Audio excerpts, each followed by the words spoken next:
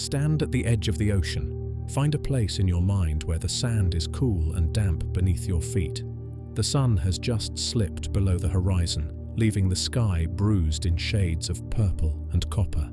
The water stretches out before you, black and silver, endless. Listen to the rhythm of it. The long exhale of waves sliding up the beach.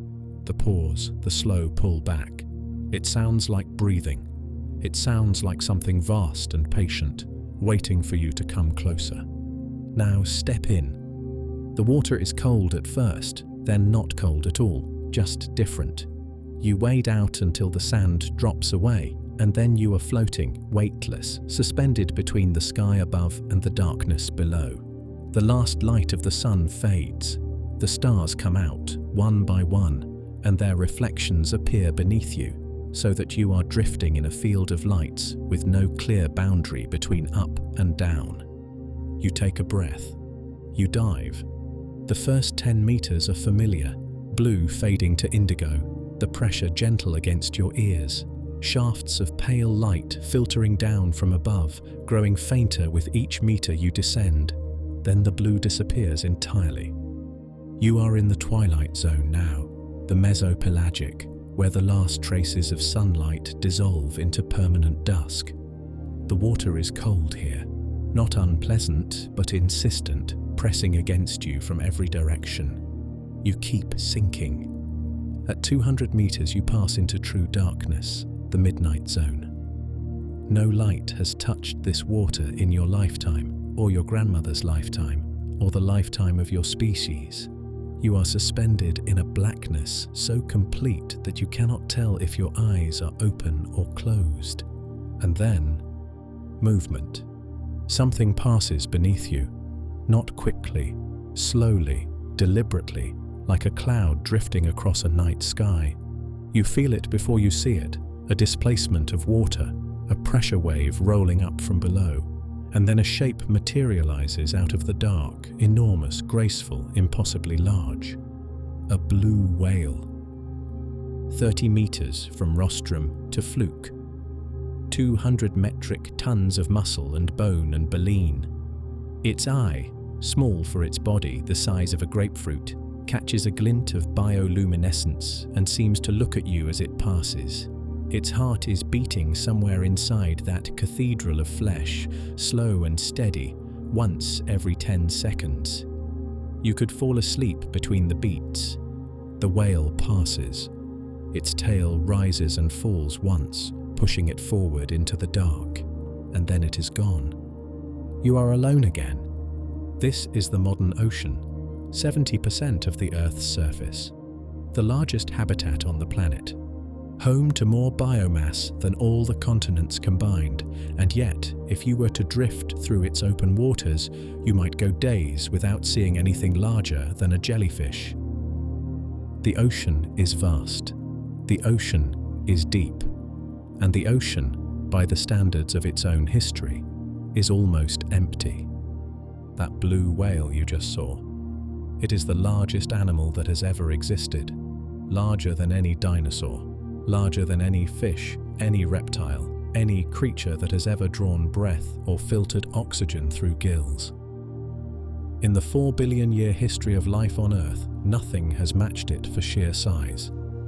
And it is alone. Not literally alone. There are perhaps 25,000 blue whales scattered across the world's oceans, up from a low of maybe 5,000 in the 1960s. But alone in the sense that matters here, alone at the top. The only true giant left in a world that used to be crowded with them.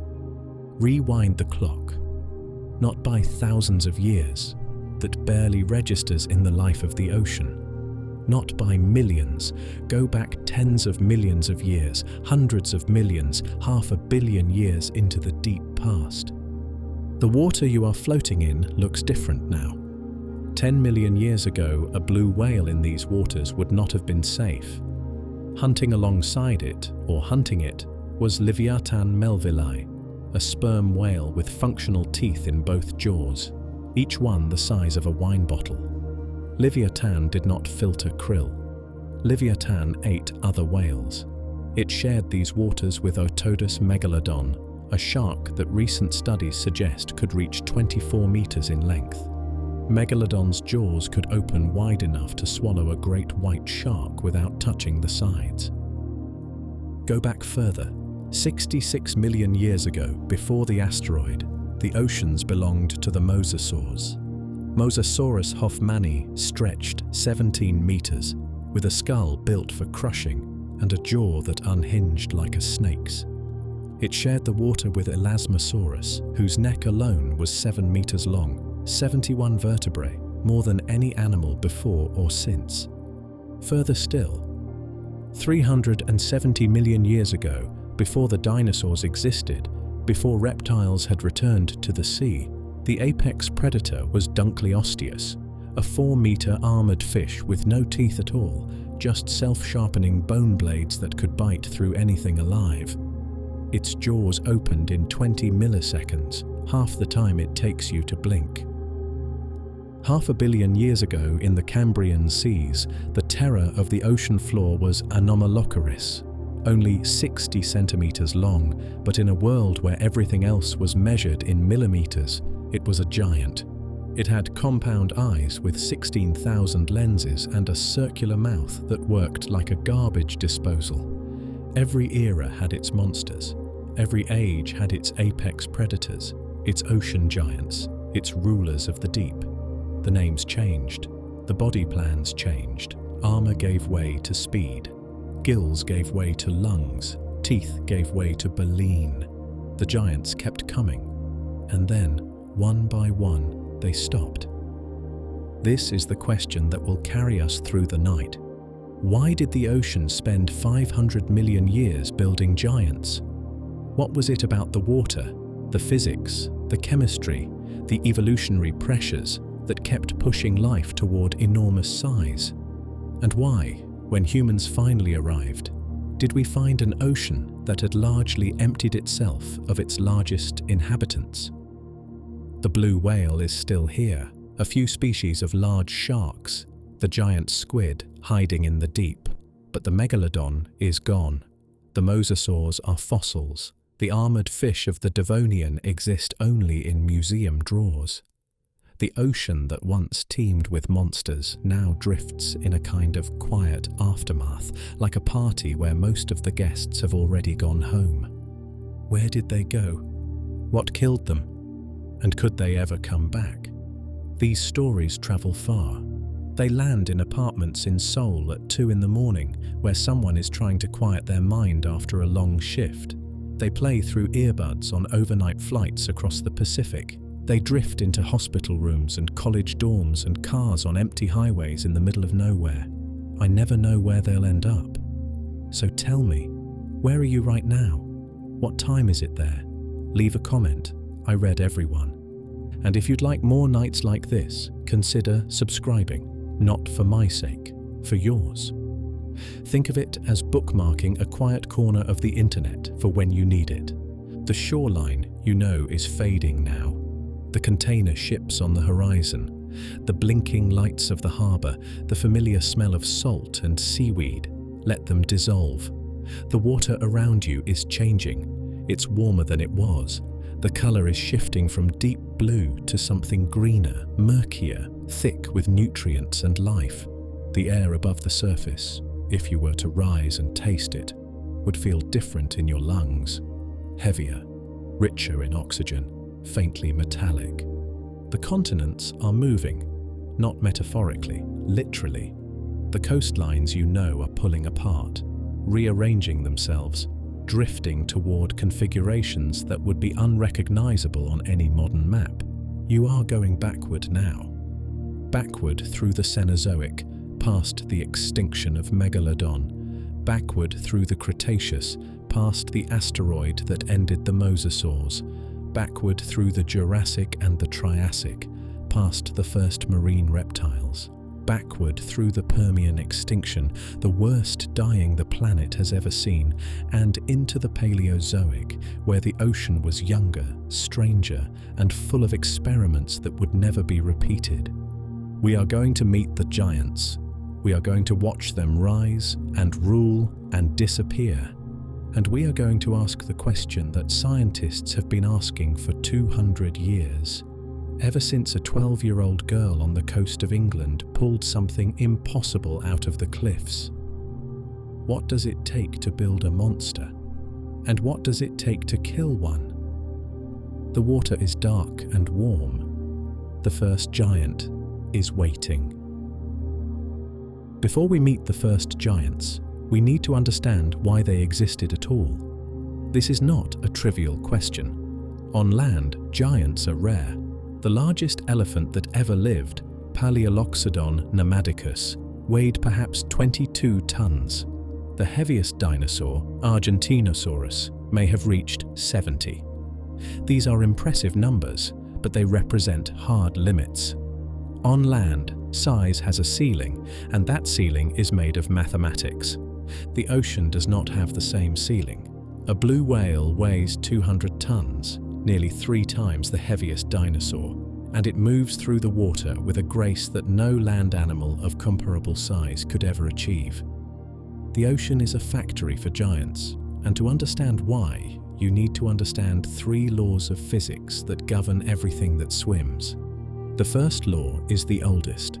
Archimedes discovered it in a bathtub in Syracuse 22 centuries ago. Drop something into water, and the water pushes back. This is buoyancy, the upward force exerted by a fluid on any object submerged in it, equal to the weight of the fluid displaced. It sounds simple because it is simple, one of those rare physical principles that can be stated in a single sentence and applied to everything from bath toys to submarines. For life, buoyancy changes everything. On land, you fight gravity with every step you take. Your bones exist primarily to hold you up.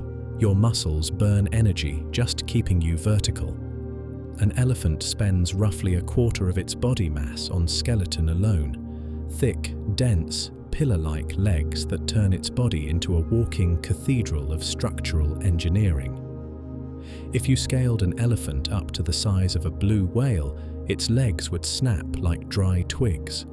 The bones cannot get strong enough, fast enough to keep pace with the increasing mass. This is the square cube law, and it is the reason giants do not walk the earth. When you double the height of an animal, you multiply its volume and therefore its weight by 8. Surface area only multiplies by 4. Cross-sectional strength only multiplies by 4. The animal gets heavier faster than it gets stronger. At some point, the math catches up. The legs cannot support the body. The heart cannot pump blood to the brain. The lungs cannot absorb enough oxygen to fuel the metabolism. Land animals hit this wall somewhere between 50 and 100 tons, depending on body plan. No land animal has ever crossed it. In the water, the wall disappears. Submerge yourself, and you become effectively weightless. The water holds you up. Your skeleton no longer needs to fight gravity. It can serve other purposes, anchoring muscles, protecting organs, providing attachment points for fins. A blue whale's skeleton accounts for only 15% of its body mass. The rest is muscle, blubber, and the vast machinery of the largest metabolism on Earth. Buoyancy does not just permit giants, it invites them. The physics of water says, grow as large as you can. There is no structural penalty. The only limits are the ones you carry inside you. The second law is colder. In 1847, a German biologist named Carl Bergmann was studying mammals across different climates when he noticed something strange. In cold regions, animals tended to be larger. Polar bears were bigger than black bears. Siberian tigers outweighed their cousins in Indonesia. The pattern held across species, across continents, across millions of years of evolutionary history. Bergmann proposed an explanation, and it still carries his name. Large animals lose heat more slowly than small ones. Think of it this way. Heat escapes through the surface of your body, but it is generated throughout your volume. A small animal has a lot of surface area relative to its volume. Think of a mouse, all skin and ears, radiating warmth into the night. A large animal has less surface area relative to its volume. Think of an elephant, a massive thermal battery that stays warm for hours after the sun goes down. In air, this effect is significant. In water, it is critical. Water conducts heat away from a warm body roughly 25 times faster than air. If you are small and warm-blooded, cold water will kill you. Your heat will bleed away faster than your metabolism can replace it. You will burn through your energy reserves in hours, shivering violently, and then you will stop shivering, and then you will die. If you are large, you have a chance. Your core stays warm because there is so much of it, and the warmth has so far to travel before it reaches your skin. A blue whale can swim in Antarctic waters that would kill a human in minutes. Its sheer mass is its insulation. This is why the largest whales are found in the coldest waters. It is why the giant squid and the colossal squid live in the frigid deep, not the warm shallows. It is why the biggest fish tend to be found in temperate and polar seas, not tropical ones. Cold water does not just tolerate giants, it rewards them. The third law is the strangest. In 1932, a Swiss biologist named Max Kleiber was measuring the metabolic rates of animals ranging from mice to cattle. He expected to find that metabolism scaled linearly with body mass, that an animal 10 times heavier would burn 10 times more calories. He was wrong. Metabolism scales with body mass, raised to the 3/4 power. A cow does not burn 10 times as much energy as a goat. It burns closer to 5 or 6 times as much.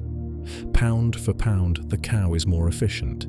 It extracts more value from every calorie it consumes. This relationship, now called Kleiber's law, holds across almost every animal ever measured, from bacteria to blue whales, from insects to elephants. It is one of the most robust patterns in biology, and no one fully understands why it exists. The math works. The theory is still catching up. For giants, the implications are profound. Large animals are cheaper to run than small ones. A mouse must eat constantly, burning through food at a frantic pace just to stay alive. An elephant can go days between meals. A whale can fast for months, crossing entire oceans on stored fat, because its massive body extracts energy so efficiently that it can afford to wait. In an ocean where food is patchy and unpredictable, where you might swim for weeks without encountering a school of fish or a swarm of krill, efficiency is survival. The giants are not just big because they can be. They are big because bigness works. It is a strategy, a solution to the problem of scarcity, written in the math of metabolism. There is one more factor, and it operates on a different scale entirely. The ocean is old. It has existed in something like its present form for over 3 billion years. Life began in the ocean. The first cells, the first multicellular organisms, the first eyes, the first jaws, the first brains. All of it happened in seawater long before anything crawled onto land. This means the ocean has had time to experiment, time to optimize, time to run the numbers on every possible body plan and find the configurations that work. Land-based ecosystems are young by comparison. Complex life did not colonize the continents until around 470 million years ago. The great age of land giants, the Mesozoic era of the dinosaurs, lasted only 180 million years. The ocean has been producing giants for more than twice as long, with fewer interruptions and more continuity. Evolution is a slow sculptor. The genetic changes required to produce a giant do not happen overnight. Bone structure must be modified. Circulatory systems must be redesigned.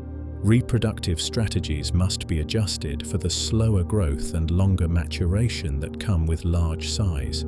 These changes accumulate over millions of years, building on each other, refining the design. The ocean has had the time, and it has used that time to explore every possible configuration of mass and muscle and tooth. Put these laws together and a picture emerges. Buoyancy removes the structural ceiling. Bergmann's rule rewards size in cold water. Kleiber's law makes giants efficient. Deep time provides the raw material for evolutionary refinement. The ocean is not just a place where giants can exist. It is a place where giants are almost inevitable. The physics pushes life toward larger size the way a river pushes water downhill. Not every lineage will produce a giant. There are plenty of small fish in the sea, but the pressure is always there, a thumb on the scale, tipping the balance toward the enormous.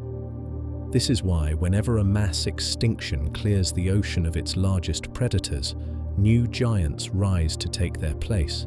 The niches are waiting. The physics demands them. Evolution, given a few million years, will fill them with flesh.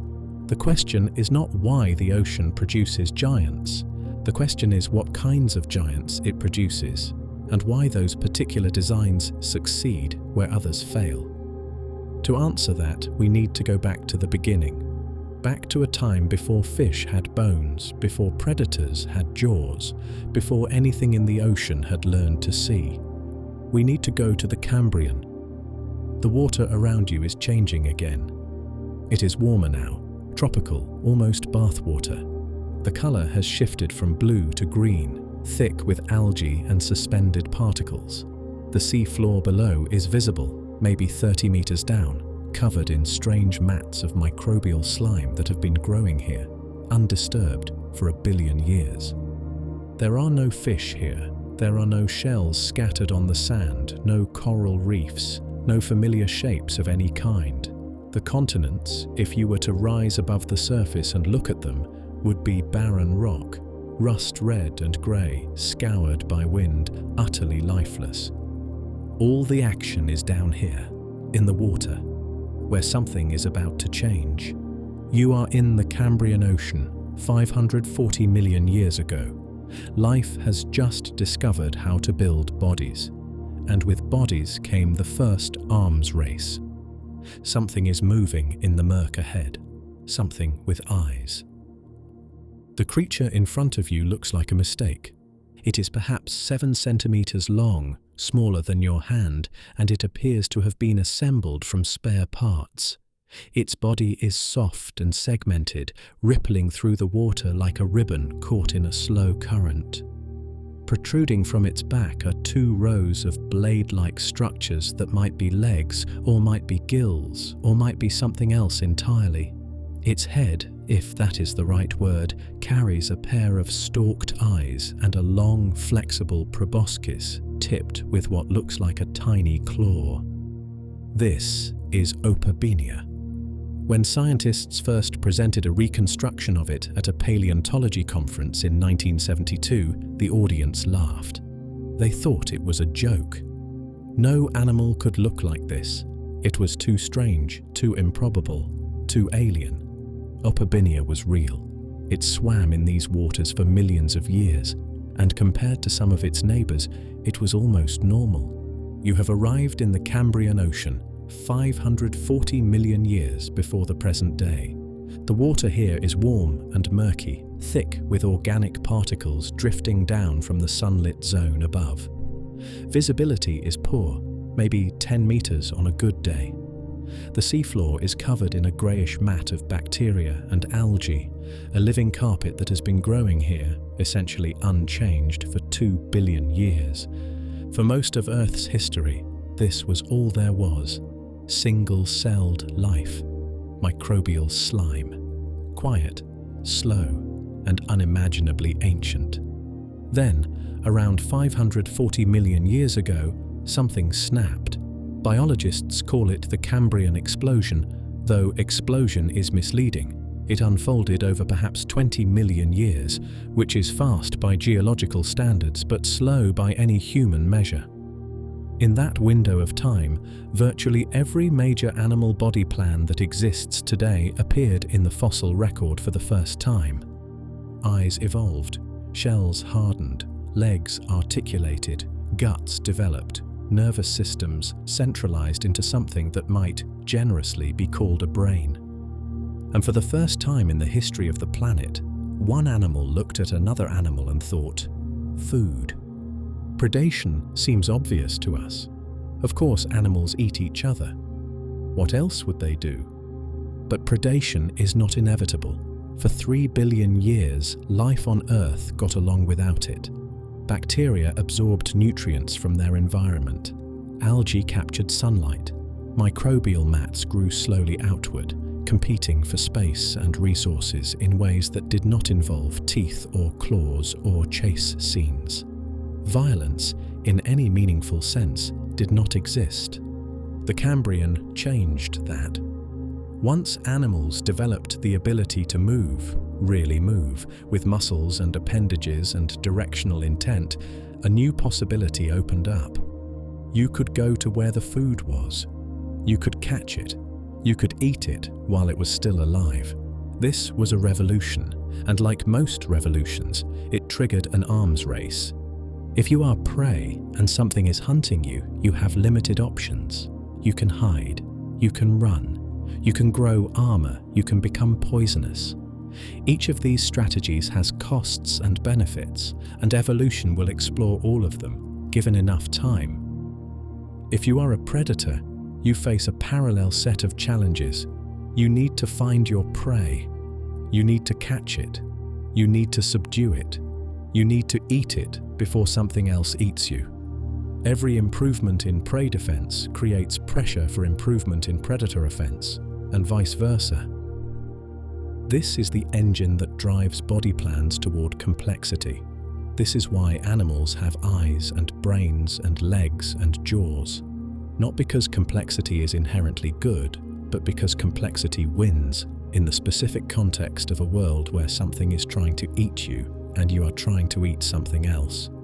Swim forward through the murk.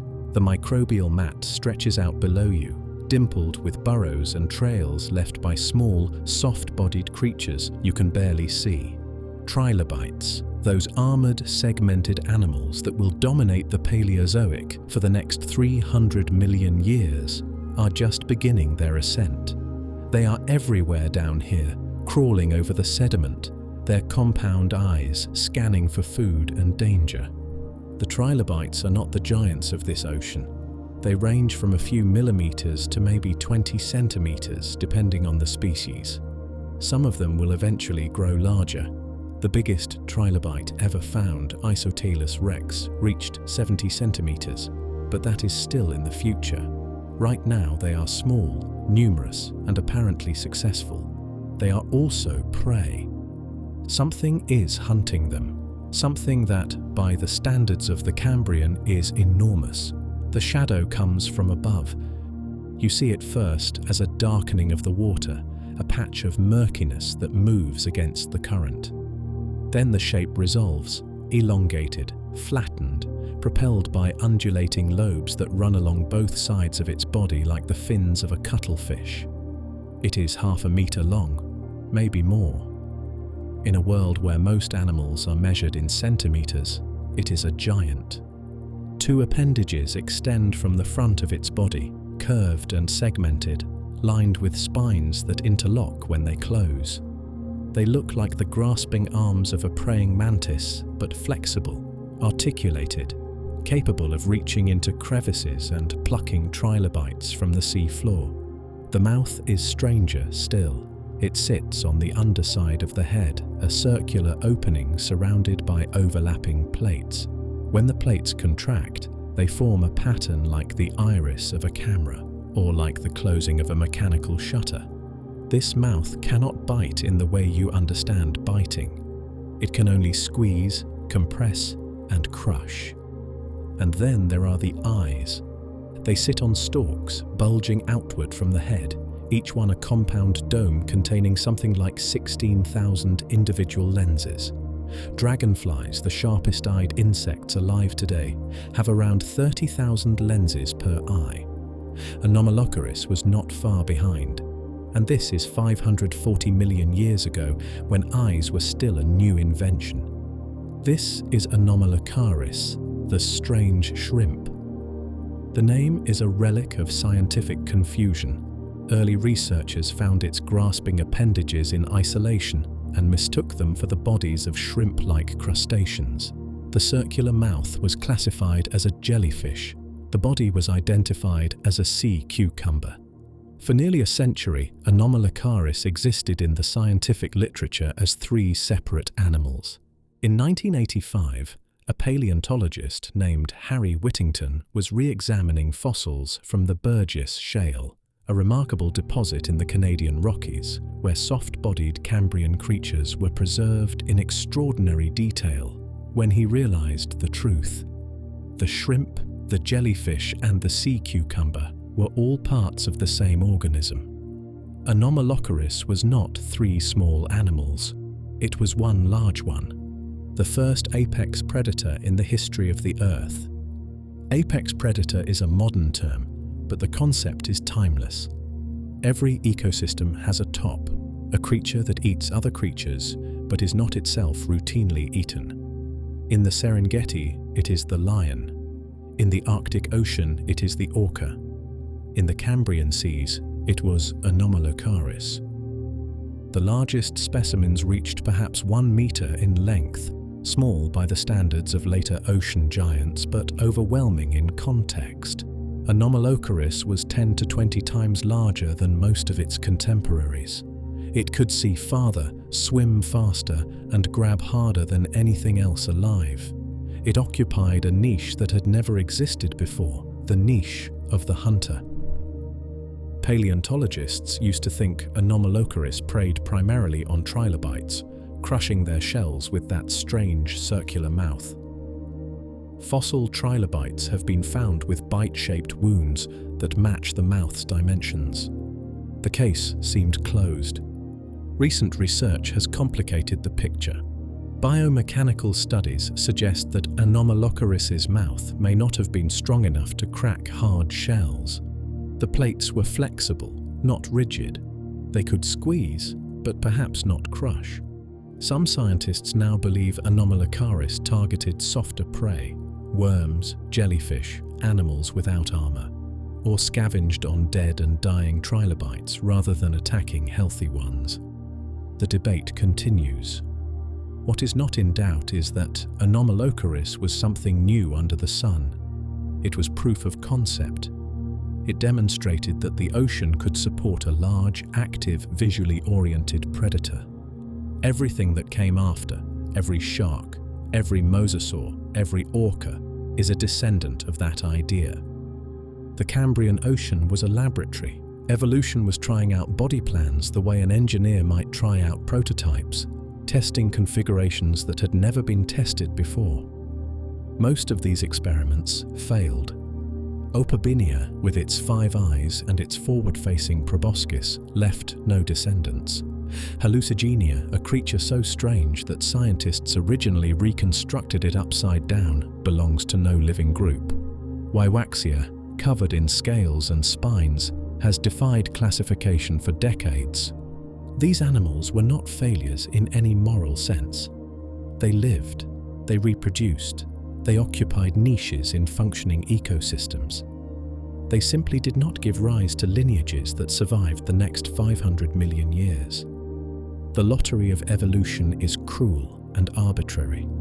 Being well adapted to your environment is no guarantee that your descendants will be well adapted to theirs. A few body plans did survive.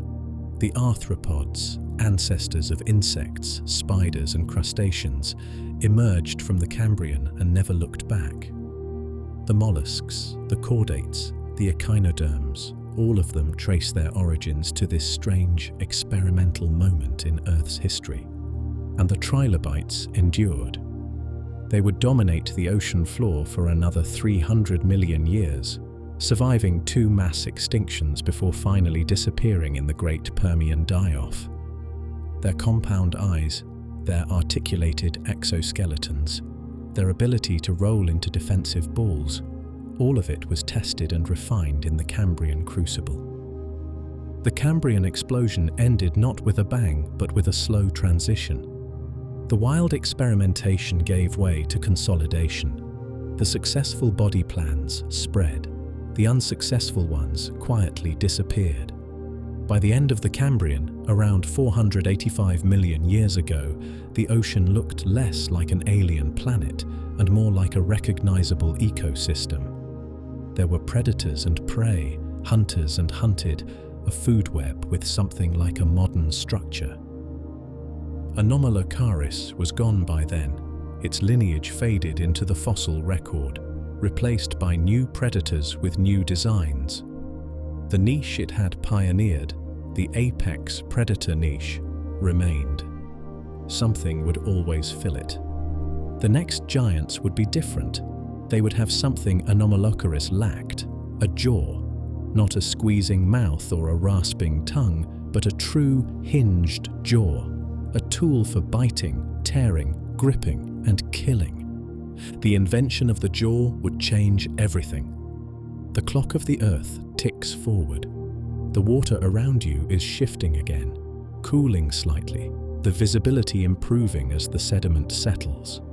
The microbial mats are retreating, replaced by forests of strange, feathery organisms anchored to the seafloor. You are leaving the Cambrian behind.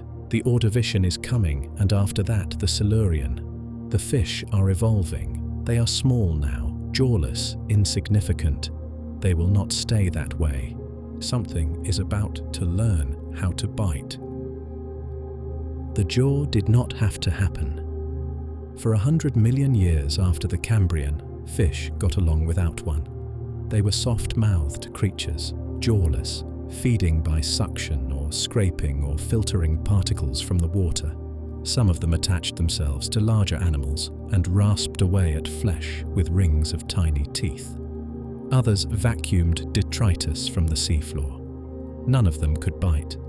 If you had visited the Silurian Ocean around 430 million years ago, you would have found these jawless fish everywhere, small, eel-like, darting nervously through the water or hiding in the sediment. They were successful in their way. They had survived the end Ordovician extinction, which killed perhaps 85% of all marine species. They were clearly doing something right. They were also missing something, a tool that would change everything. The jaw evolved from gill arches. This sounds improbable until you think about it. Gill arches are the bony or cartilaginous supports that hold a fish's gills in place, curved structures sitting behind the mouth, doing nothing more exciting than keeping respiratory tissue where it belongs. In the ancestors of jawed fish, the frontmost gill arch began to migrate forward. It hinged. It articulated. Over millions of years, it became something new, a grasping apparatus at the front of the face. Evolution often works like this. Structures evolve for one purpose and get repurposed for another. Swim bladders become lungs, fins become legs, gill arches become jaws. The raw material is always there, waiting to be modified. The jaw changed the rules of the ocean. With a jaw you could seize prey and hold it. You could tear flesh from bone. You could crush shells. You could defend yourself with something more threatening than a hasty retreat. The jawless fish were grazers and scavengers. The jawed fish were hunters. The Devonian period, 419 to 359 million years ago, is sometimes called the Age of Fishes. The name does not do it justice. This was not an age when fish were merely common. This was the age when fish became dominant, when they diversified into forms that would have seemed impossible 100 million years earlier, when they developed the anatomical toolkit that vertebrates still use today. And at the top of this new world, armored and massive and utterly without mercy, sat the placoderms. The water here is different from the Cambrian. You are drifting over a shallow reef, somewhere in the tropics of a world that would be unrecognizable on any modern map. The continents are clustered together in strange configurations. Proto-North America lies near the equator, and the land masses that will become Europe and Africa are scattered across the southern hemisphere. The water is warm, maybe 28 degrees Celsius, and clear enough that you can see the bottom 30 meters below. The reef is not made of coral. Coral reefs, as we know them, will not evolve for another 200 million years. This reef is built by stromatoporoids, sponge-like organisms that secrete calcium carbonate and pile up over millennia into massive, mound-shaped structures. They rise from the seafloor like underwater hills, covered in a fuzz of algae and crinoids and small shelled creatures you do not recognize. Fish are everywhere, armored fish. They are called placoderms, plate-skinned, and the name is accurate. Their heads and thoraxes are encased in interlocking plates of bone jointed at the neck, giving them the look of medieval knights in armor. Some are small, the size of your hand. Others are larger. A few are much larger. You see one of the large ones now. It is resting on the bottom, half hidden in the shadow of a stromatoporoid mound. At first it looks like a boulder, grey and rough and motionless. Then the boulder shifts. A tail flicks. Two eyes, set deep in armored sockets, swivel toward you. The animal rises from the seafloor, and you realize you have badly misjudged its size.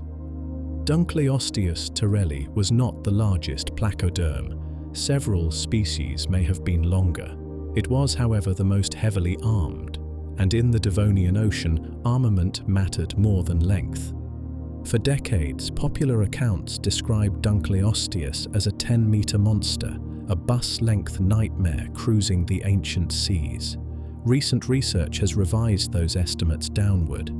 The animal probably reached 3 to 4 meters, still enormous, but not the leviathan of older textbooks.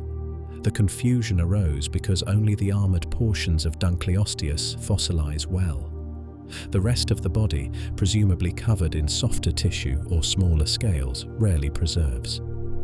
Early scientists looked at the massive skull and extrapolated. They extrapolated too generously. The skull itself is not in dispute. Dunkleosteus had no teeth. Teeth, after all, are fragile. They can break, they can fall out, they require constant replacement. Dunkleosteus solved this problem by not having teeth at all. Instead, the bones of its jaw extended into sharpened blades, self-sharpening, because the upper and lower plates ground against each other every time the mouth closed, honing the edges like a chef's knife stroking a steel. The mechanics of that bite have been studied extensively. The skull was constructed in 4 interlocking sections that worked together like a 4-bar linkage, a mechanical system that engineers use in everything from car suspensions to folding chairs. When Dunkleosteus opened its mouth, it did not simply drop its lower jaw. The entire skull reconfigured. The head tilted back, the jaw dropped down and forward, and the mouth gaped wide in a motion that took approximately 20 milliseconds. 20 milliseconds is fast. A human blink takes 300 to 400 milliseconds. Dunkleosteus could open its mouth, create a vacuum, and suck prey inside in the time it takes your eyelid to begin its descent. The bite force has been calculated at somewhere between 4,400 and 7,400 newtons, depending on where along the jaw the measurement is taken. For comparison, a large great white shark generates around 18,000 newtons, and a saltwater crocodile roughly 16,000. Dunkleosteus was not the strongest biter in history. It did not need to be. In a world where the competition included jawless fish and soft-bodied invertebrates, 7,000 newtons was already absurd. It was like bringing a sledgehammer to a pillow fight. The Devonian was an arms race, and armor was the currency. Everyone was wearing it. The placoderms were encased in bone. The ostracoderms, jawless fish that had evolved their own protective plating, were covered in scales and shields. Even some of the early sharks, which would eventually abandon armor entirely, experimented with bony structures during this period. The logic was straightforward.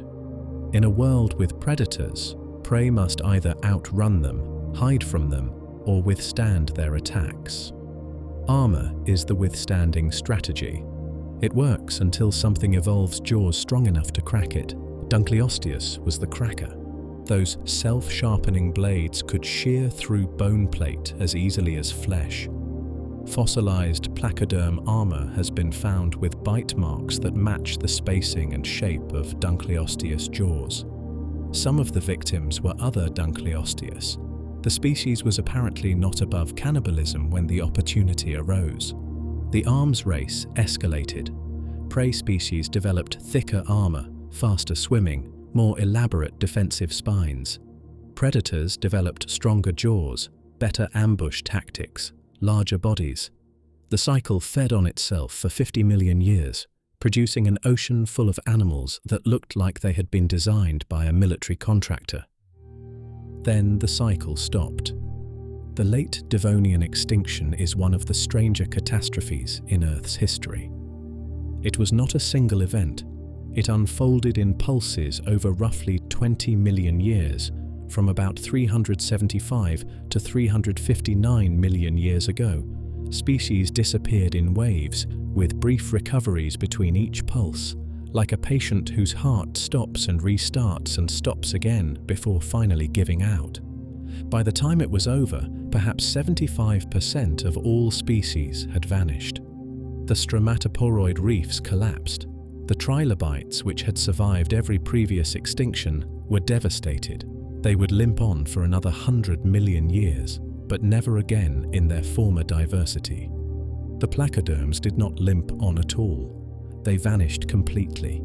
Every species, every armored tank, every Dunkleosteus, every elaborately shielded experiment in bony defense, gone. The extinction was so thorough that for a long time, scientists assumed placoderms must have been evolutionary dead ends, poorly designed fish that were simply outcompeted by superior models.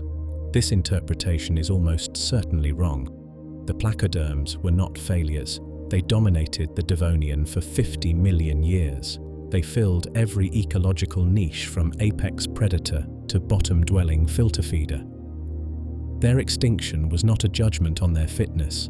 It was a catastrophe, an external shock that erased them regardless of how well adapted they were to the world that had existed before. The cause remains debated. Climate change was certainly involved. The planet was cooling. Glaciers were forming in the southern hemisphere.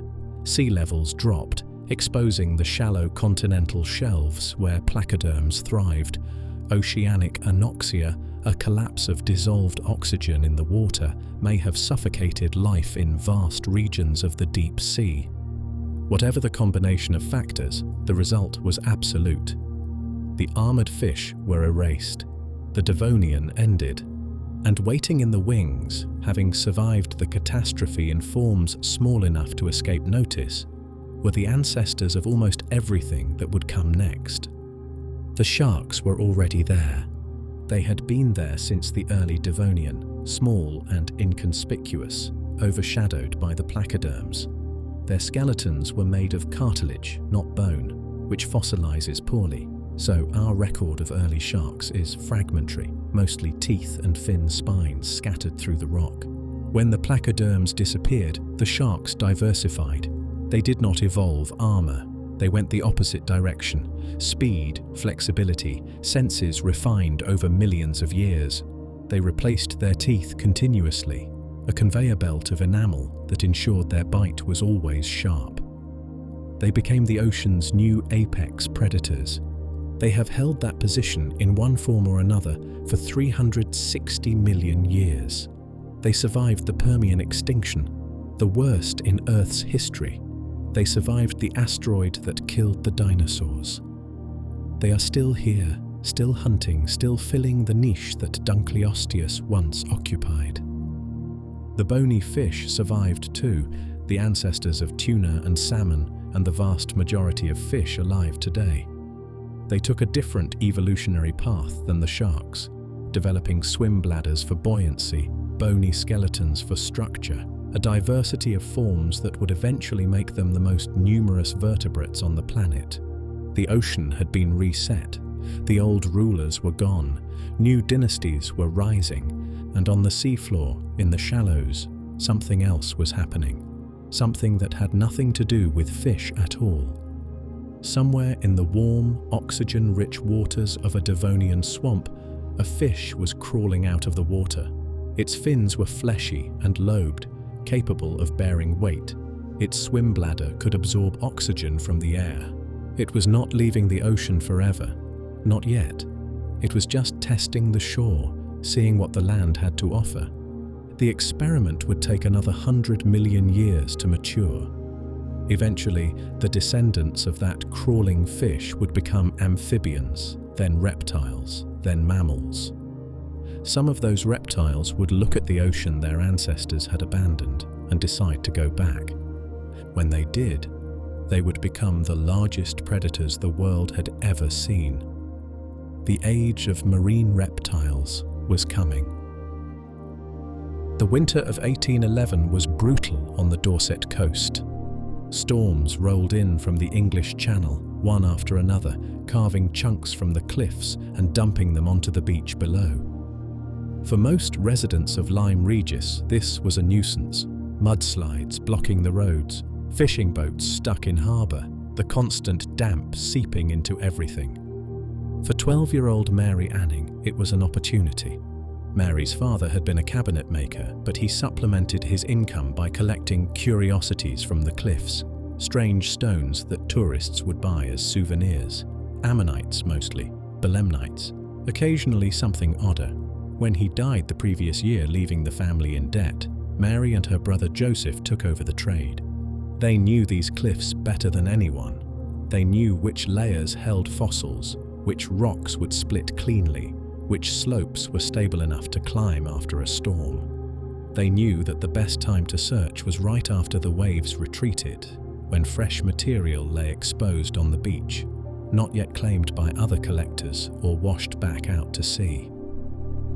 On a grey morning in 1811, Joseph spotted something unusual protruding from a fallen block of limestone. A skull, long and narrow, filled with teeth, with eye sockets so large they seemed to belong to a different animal entirely.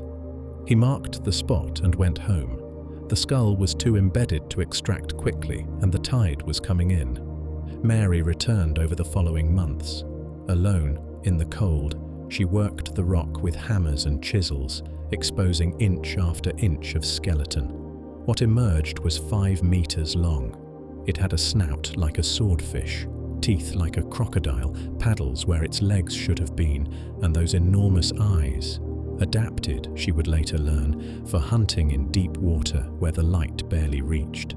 She did not know what it was. Nobody did. The scientists who eventually examined it called it Ichthyosaurus, fish lizard, which captured its strangeness without explaining it. It was clearly a reptile, but it had returned to the sea so completely that it had reshaped itself into something that looked more like a tuna than a lizard. Mary Anning was 12 years old. She could barely read. She would spend the next 36 years pulling impossible creatures from those cliffs. The first complete plesiosaur, the first British pterosaur, countless ichthyosaurs of different sizes and species. She identified coprolites, fossilized feces, and realized they could reveal what ancient animals had eaten. She corresponded with the greatest scientists of her age, correcting their errors, supplying specimens they could not find themselves. She was never admitted to the Geological Society of London. Women were not allowed. When scientists published papers based on her discoveries, they often forgot to credit her. She died of breast cancer in 1847, at 47, still poor, still working the cliffs. The creatures she found would rewrite the history of life on Earth. They proved that the ocean had once been ruled by monsters, and that those monsters had come from the land.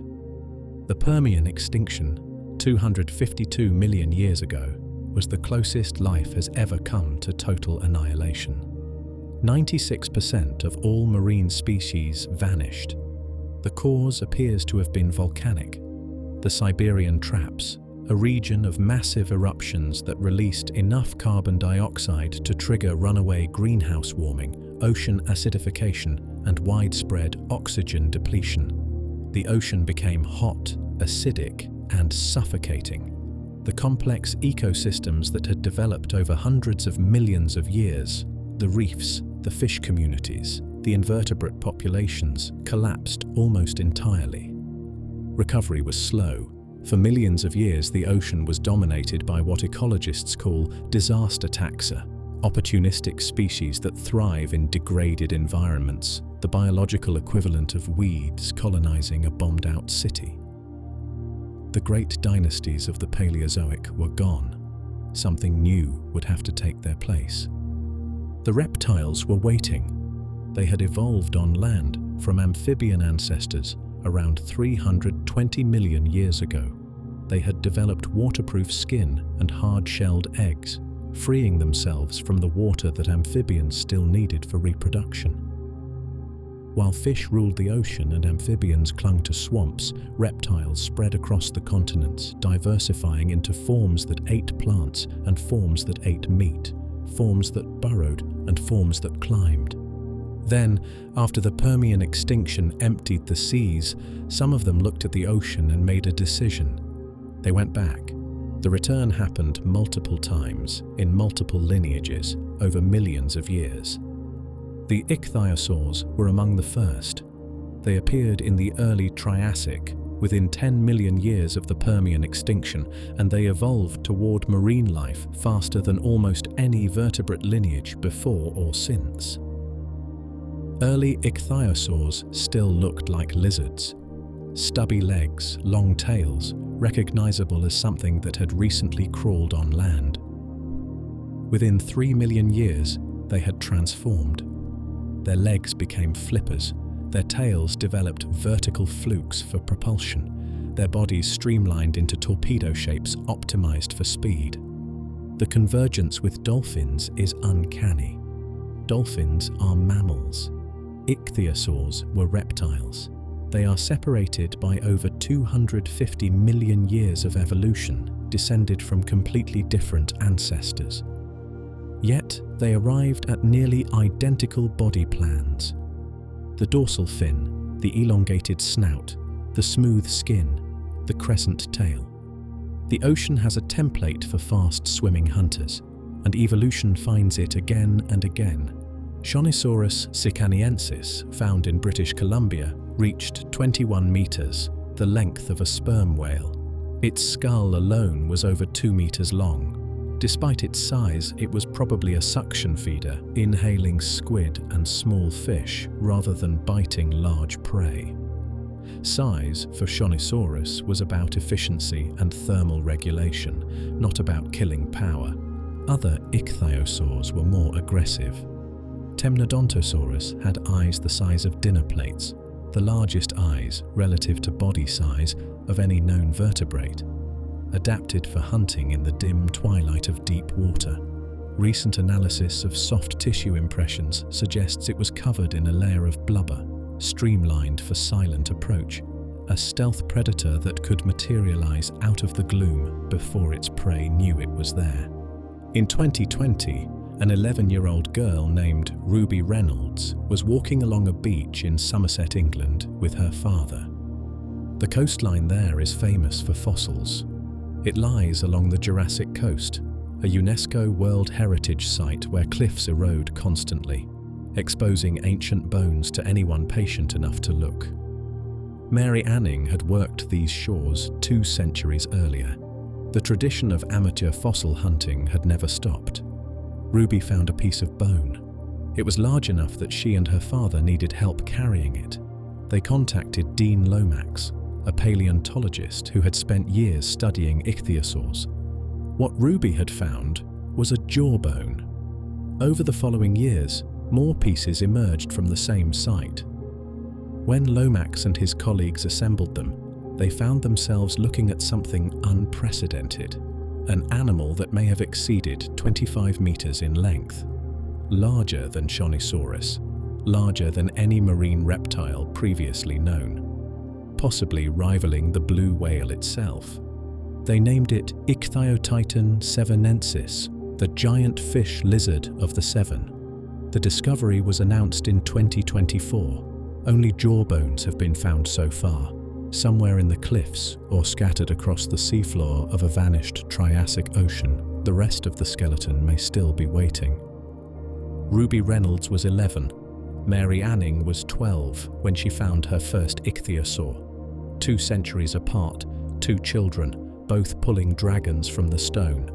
The plesiosaurs solved the ocean differently. Where ichthyosaurs were built for speed, plesiosaurs were built for maneuverability.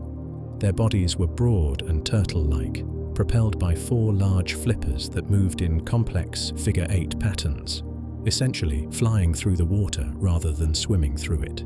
They could turn sharply, reverse direction, hover in place while scanning for prey. 2 body plans emerged. The plesiosauromorphs had small heads and necks so long they seemed to violate anatomical common sense. Elasmosaurus reached 14 meters in total length, and over half of that was neck. 7 meters of vertebrae, 71 bones, more than any other animal has ever possessed. When the first Elasmosaurus skeleton was assembled in 1868, the paleontologist mounted the skull on the wrong end. He assumed that long thing had to be a tail. The plesiosauromorphs went the opposite direction. Short necks, massive skulls, jaws built for power rather than reach. Liopleurodon, despite decades of exaggeration in popular media, probably reached 6 to 7 meters. Kronosaurus, found in Australia and Colombia, had a skull 2.7 meters long, lined with teeth the size of bananas. Plesiosaurus funki, nicknamed Predator X when fragments were discovered in Norway, may have reached 15 meters, with a bite force exceeding any land predator. The plesiosaurs and ichthyosaurs shared the Mesozoic oceans for over 100 million years. Different niches, different strategies, different prey. The ichthyosaurs were the cheetahs of the ancient sea, fast, visual, pursuit hunters. The plesiosaurs were more varied. Some were ambush predators lurking near the seafloor. Others were open water cruisers using their long necks to snatch fish from schools without alerting the rest. Then, around 94 million years ago, something shifted. The ichthyosaurs disappeared. Not in a dramatic extinction event, but in a slow fade. Diversity declining, populations shrinking, species winking out one by one until none remained. The Cenomanian-Turonian boundary event, a period of oceanic anoxia and elevated temperatures, may have delivered the final blow. Or perhaps they were simply outcompeted. By what? The mosasaurs came from nowhere, not literally nowhere. They evolved from small semi-aquatic lizards similar to modern monitor lizards, animals that lived along shorelines and hunted fish in shallow water. Their closest living relatives are snakes and Komodo dragons. They entered the ocean late, perhaps 85 million years ago, well after the ichthyosaurs and plesiosaurs had established themselves. They should have been outcompeted, squeezed out by incumbents that had been optimizing for marine life for 100 million years. Instead, they took over. Within 20 million years, mosasaurs had diversified into dozens of species and spread to every ocean on the planet. Mosasaurus hoffmanni reached 17 meters with a skull built like a battering ram and a jaw that could unhinge like a snake's. Tylosaurus was nearly as large, with a bony prow on its snout that may have been used for ramming prey or rivals.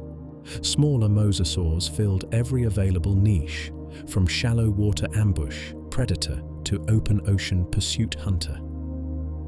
Their secret was adaptability. Mosasaurs were not locked into a single body plan. They evolved quickly, tried different configurations, abandoned what did not work. Their teeth varied wildly between species. Some had piercing fangs for fish, others had blunt crushers for shellfish, still others had recurved blades for tearing flesh. They were generalists in an age of specialists, flexible enough to exploit whatever opportunities arose. The first mosasaur skull was found in 1764 in a chalk quarry near Maastricht in the Netherlands. It was so large and so strange that no one could agree what it was. A whale? A crocodile? Some kind of dragon? When French revolutionary troops invaded the Netherlands in 1794, they specifically targeted the fossil, offering 600 bottles of wine as a reward for its capture. Georges Cuvier, the French naturalist who would become the founder of paleontology, examined the skull and recognized it as a marine lizard, something that had no living equivalent, something that must have gone extinct. This was one of the first scientific demonstrations that extinction was real, that species could vanish entirely from the Earth. Before Cuvier, most scientists assumed every species that had ever existed must still be living somewhere. The Maastricht mosasaur helped prove them wrong. For 30 million years, the mosasaurs ruled. They shared the water with plesiosaurs and giant sea turtles and sharks, but they sat at the top. Nothing hunted them. Nothing challenged their dominance. They grew larger with each passing million years, refining their designs, spreading into new territories. 66 million years ago, on an ordinary afternoon in what is now the Gulf of Mexico, a rock the size of a mountain fell out of the sky.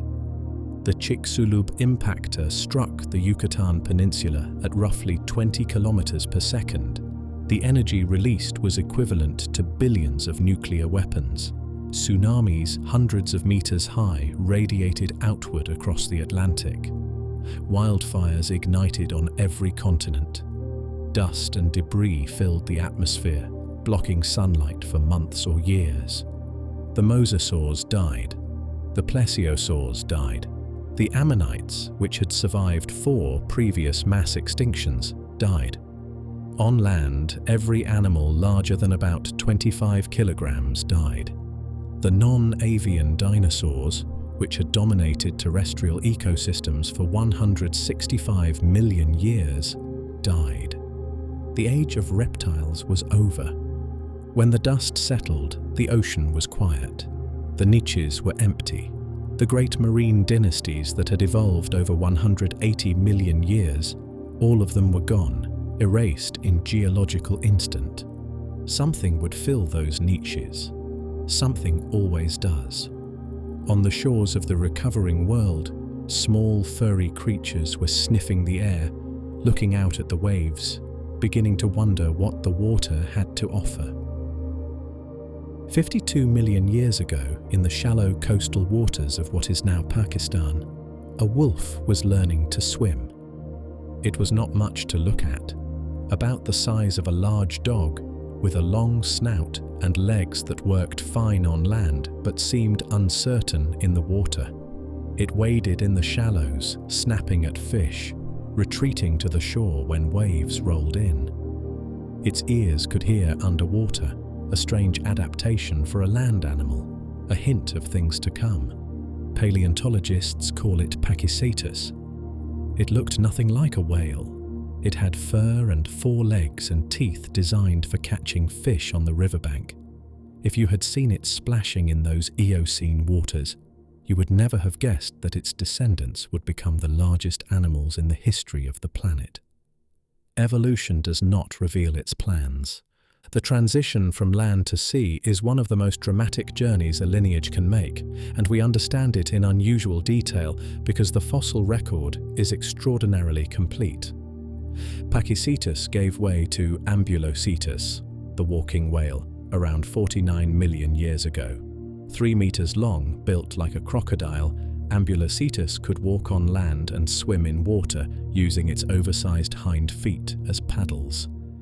It was an ambush predator, lurking in murky shallows, waiting for prey to come within range. Rodhocetus came next, 47 million years ago. Its pelvis had disconnected from its spine, a crucial change that freed the tail for swimming. It still had hind legs, but they were shrinking, becoming flippers rather than weight-bearing limbs. Rhodhocetus could not have walked far on land. The shore was becoming a memory. Basilosaurus completed the transformation. 20 meters long, serpentine, fully aquatic. Its hind limbs had shrunk to tiny vestiges, functionless nubs tucked against the body, invisible from outside, serving no purpose except to prove where this animal had come from. The name means king lizard, a mistake. Early paleontologists assumed anything this strange must have been a reptile. Basilosaurus was the first whale to reach giant size. Its teeth were differentiated, sharp in front, serrated in back, indicating a diet of large prey. It probably ate other marine mammals. It was not gentle, it was not peaceful, it was a predator, filling the niche that the mosasaurs had vacated 20 million years earlier. In less than 15 million years, a dog-sized creature that caught fish in rivers had become a 20-meter sea monster. This is what evolution can do when an entire ocean sits empty and waiting. The whales diversified. They split into two great lineages: the toothed whales, which kept the predatory heritage of Basilosaurus and added echolocation, and the baleen whales, which abandoned teeth entirely, evolving instead the comb-like plates of keratin that filter small prey from seawater. The toothed whales produced dolphins and porpoises, beaked whales and sperm whales. They colonized every ocean, learned to hunt in darkness using sound, developed brains so complex that scientists still argue about whether some species might qualify as persons. The baleen whales took a different path. They became giants. In 2008, paleontologists working in the Pisco Ica desert of southern Peru found a skull that did not fit any known category. The desert had once been a shallow sea, and its sands were rich with marine fossils, whale bones, shark teeth, the remains of an ecosystem that had thrived 12 million years ago. The researchers expected to find the usual specimens. What they found instead was something from a nightmare. The skull was 3 meters long. The teeth, there were teeth in both upper and lower jaws, unlike modern sperm whales, measured 36 centimeters, not 36 millimeters, 36 centimeters, the size of wine bottles, the largest biting teeth of any animal known to science. They named it Leviathan melvillae, Leviathan for the biblical sea monster, Melvillae for Herman Melville, who wrote Moby Dick and understood perhaps better than any scientist the terror and majesty of whales. Leviathan was a sperm whale, but it was not like the sperm whales alive today. Modern sperm whales have teeth only in the lower jaw, and they use them primarily for grasping squid. Leviathan had teeth in both jaws, massive, interlocking, designed for gripping and tearing. Its skull was reinforced in ways that suggest ramming behavior. It did not hunt squid. Leviathan hunted other whales. Reconstructions suggest an animal 13 to 17 meters long, roughly the size of a modern sperm whale, but built for a completely different purpose. Where sperm whales dive deep and hunt in darkness, Leviathan stayed near the surface, targeting baleen whales that had no defenses against a predator of this size and ferocity. For perhaps 5 million years, Leviathan patrolled the coastal waters of South America. Then, around 5 million years ago, it disappeared. The reasons are unclear: climate change, shifting prey populations, competition. The oceans were cooling. The world was entering the ice ages that would define the Pleistocene. Many large marine predators vanished during this transition. Leviathan was not the largest of them. The tooth was 17 centimeters long, serrated on both edges, as wide as a human palm. It washed up on a beach somewhere. The exact location has been lost to history and passed through the hands of collectors and curiosity seekers until it reached the desk of a naturalist who recognized it for what it was: the tooth of a shark, a very large shark. Similar teeth had been found before. Medieval Europeans believed they were the tongues of dragons turned to stone. Renaissance scholars called them glossopetri, tongue stones, and debated whether they had grown inside mountains or fallen from the sky during lunar eclipses. In 1667, a Danish physician named Nicholas Steno dissected the head of a great white shark and noticed that its teeth looked exactly like the glossopetrae. The stones were not dragon tongues, they were shark teeth, and if shark teeth could be found embedded in rocks on mountaintops, that meant the rocks had once been underwater, which meant the Earth was far older and stranger than anyone had imagined. The giant teeth remained mysterious. They were clearly from sharks, but no living shark had teeth this size. The animal they came from must have been enormous. In 1835, the Swiss naturalist Louis Agassiz gave it a name: Carcharodon megalodon, the giant-toothed shark. He assumed it was a close relative of the great white, just scaled up to preposterous dimensions. Modern genetics has complicated that picture. Megalodon probably belongs in a different genus, Otodus, and may not be closely related to great whites at all. The resemblance is convergent, two lineages arriving at similar designs for the same reason: large, warm-blooded prey. The size estimates have also shifted. For years, paleontologists extrapolated from the teeth and from comparisons with great whites. They estimated Megalodon at 15 to 18 meters, huge but not unprecedented. Then, in 2025, a comprehensive study involving 29 researchers re-examined the evidence. They analyzed vertebral columns from European museums. They ran biomechanical models. They looked at everything. The revised maximum length, 24.3 meters, 24 meters, 80 feet, longer than a bowling alley, approaching the size of the blue whale itself. The body shape was wrong too.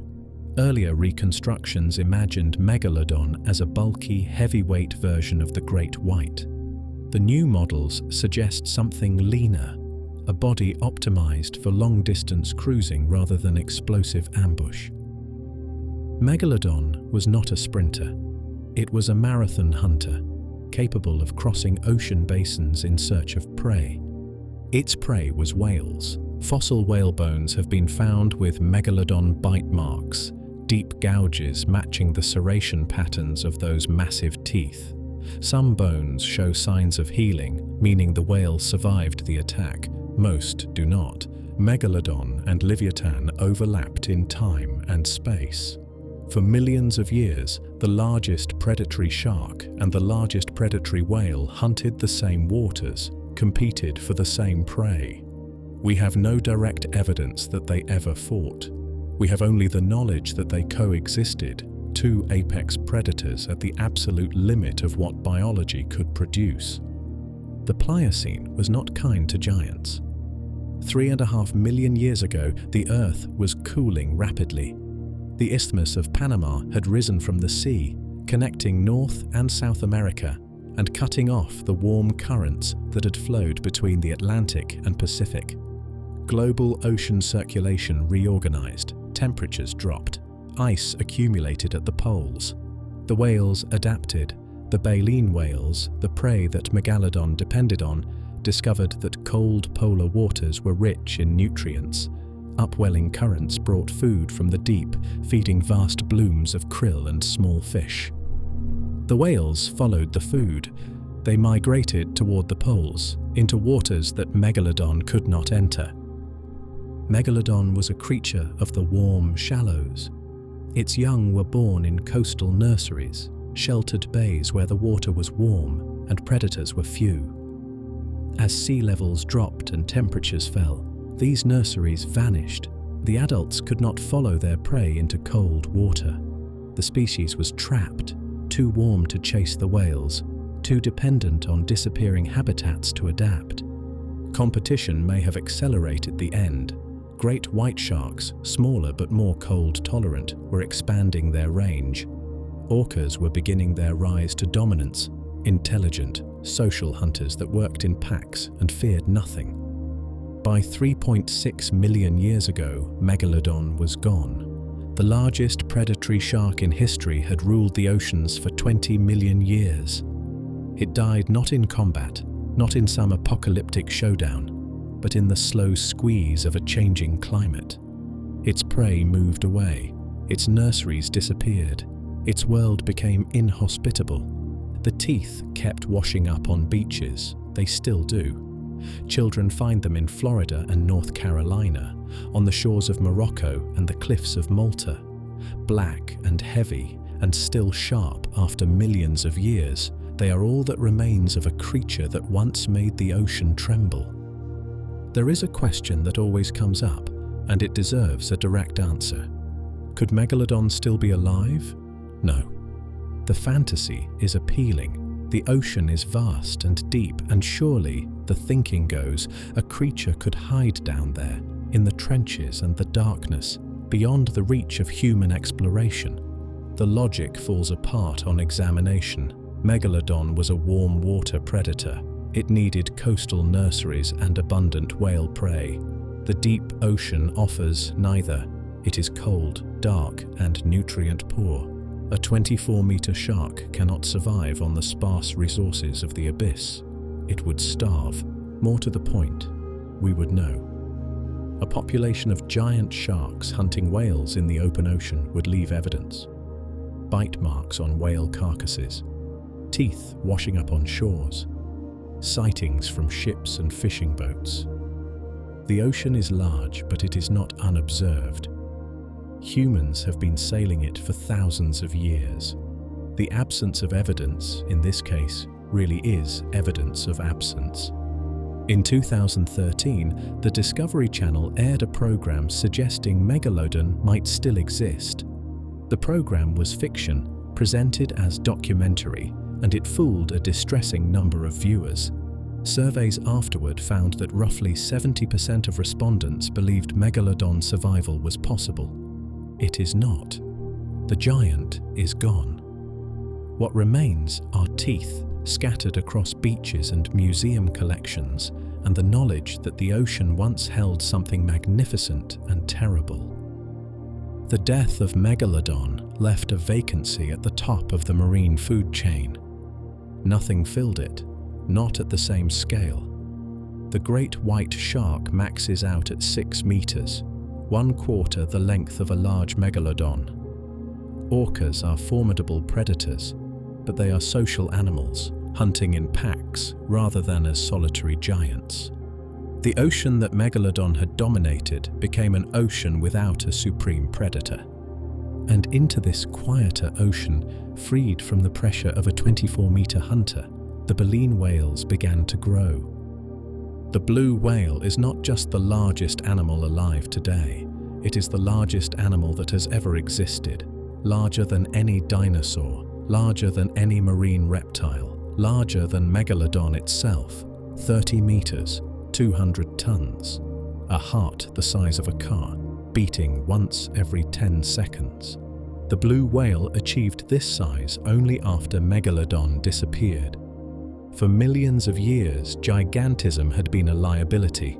A larger whale was simply a larger target. With the apex predator gone, the calculus changed. Size became pure advantage, better thermal regulation in cold water, more efficient migration, access to krill swarms too deep for smaller competitors. The monster's extinction made the titan possible. This is how the ocean works. Pressure and release. Giants rising, giants falling, new giants emerging from the spaces left behind. The ecosystem is never static. It is a slow-motion drama, playing out over millions of years, with the roles constantly being recast. The blue whale is the current star. It will not be the last. 5 times, the ocean has nearly died. 5 times, in the past 500 million years, something has gone catastrophically wrong. a volcanic eruption, an asteroid impact, a shift in ocean chemistry, and the majority of marine species have vanished. Each time the giants went first. Each time the ocean rebuilt itself from whatever was left. Each time new giants rose to take the place of the old. This is not coincidence, this is pattern. The fossil record reads like a hospital chart for a patient who keeps flatlining and being revived. Ordovician Silurian extinction 445 million years ago. 85% of marine species gone. Late Devonian extinction 375 million years ago, 75%. Permian Triassic extinction 252 million years ago, 96%. The worst dying the Earth has ever seen. Triassic Jurassic extinction 201 million years ago, 70 to 75%. Cretaceous Paleogene extinction 66 million years ago, 75%. 5 mass extinctions, 5 near-total collapses. And threading through all of them, like a recurring theme in a symphony, is the same story. The giants rise, the giants rule, the giants disappear. Why? What is it about large size that makes animals so vulnerable when the world turns hostile? The answer begins with food. A blue whale eats 4 tons of krill per day during feeding season. 4 tons. That is the weight of 2 cars, consumed daily, just to maintain body temperature and keep the massive machinery of organs and muscles running. This works fine when krill are abundant. In the Southern Ocean during the Antarctic summer, krill swarms can stretch for kilometers. Billions of tiny crustaceans packed so densely that the water turns pink. A blue whale can fill its stomach in hours, storing enough energy to migrate thousands of kilometers to warmer breeding grounds.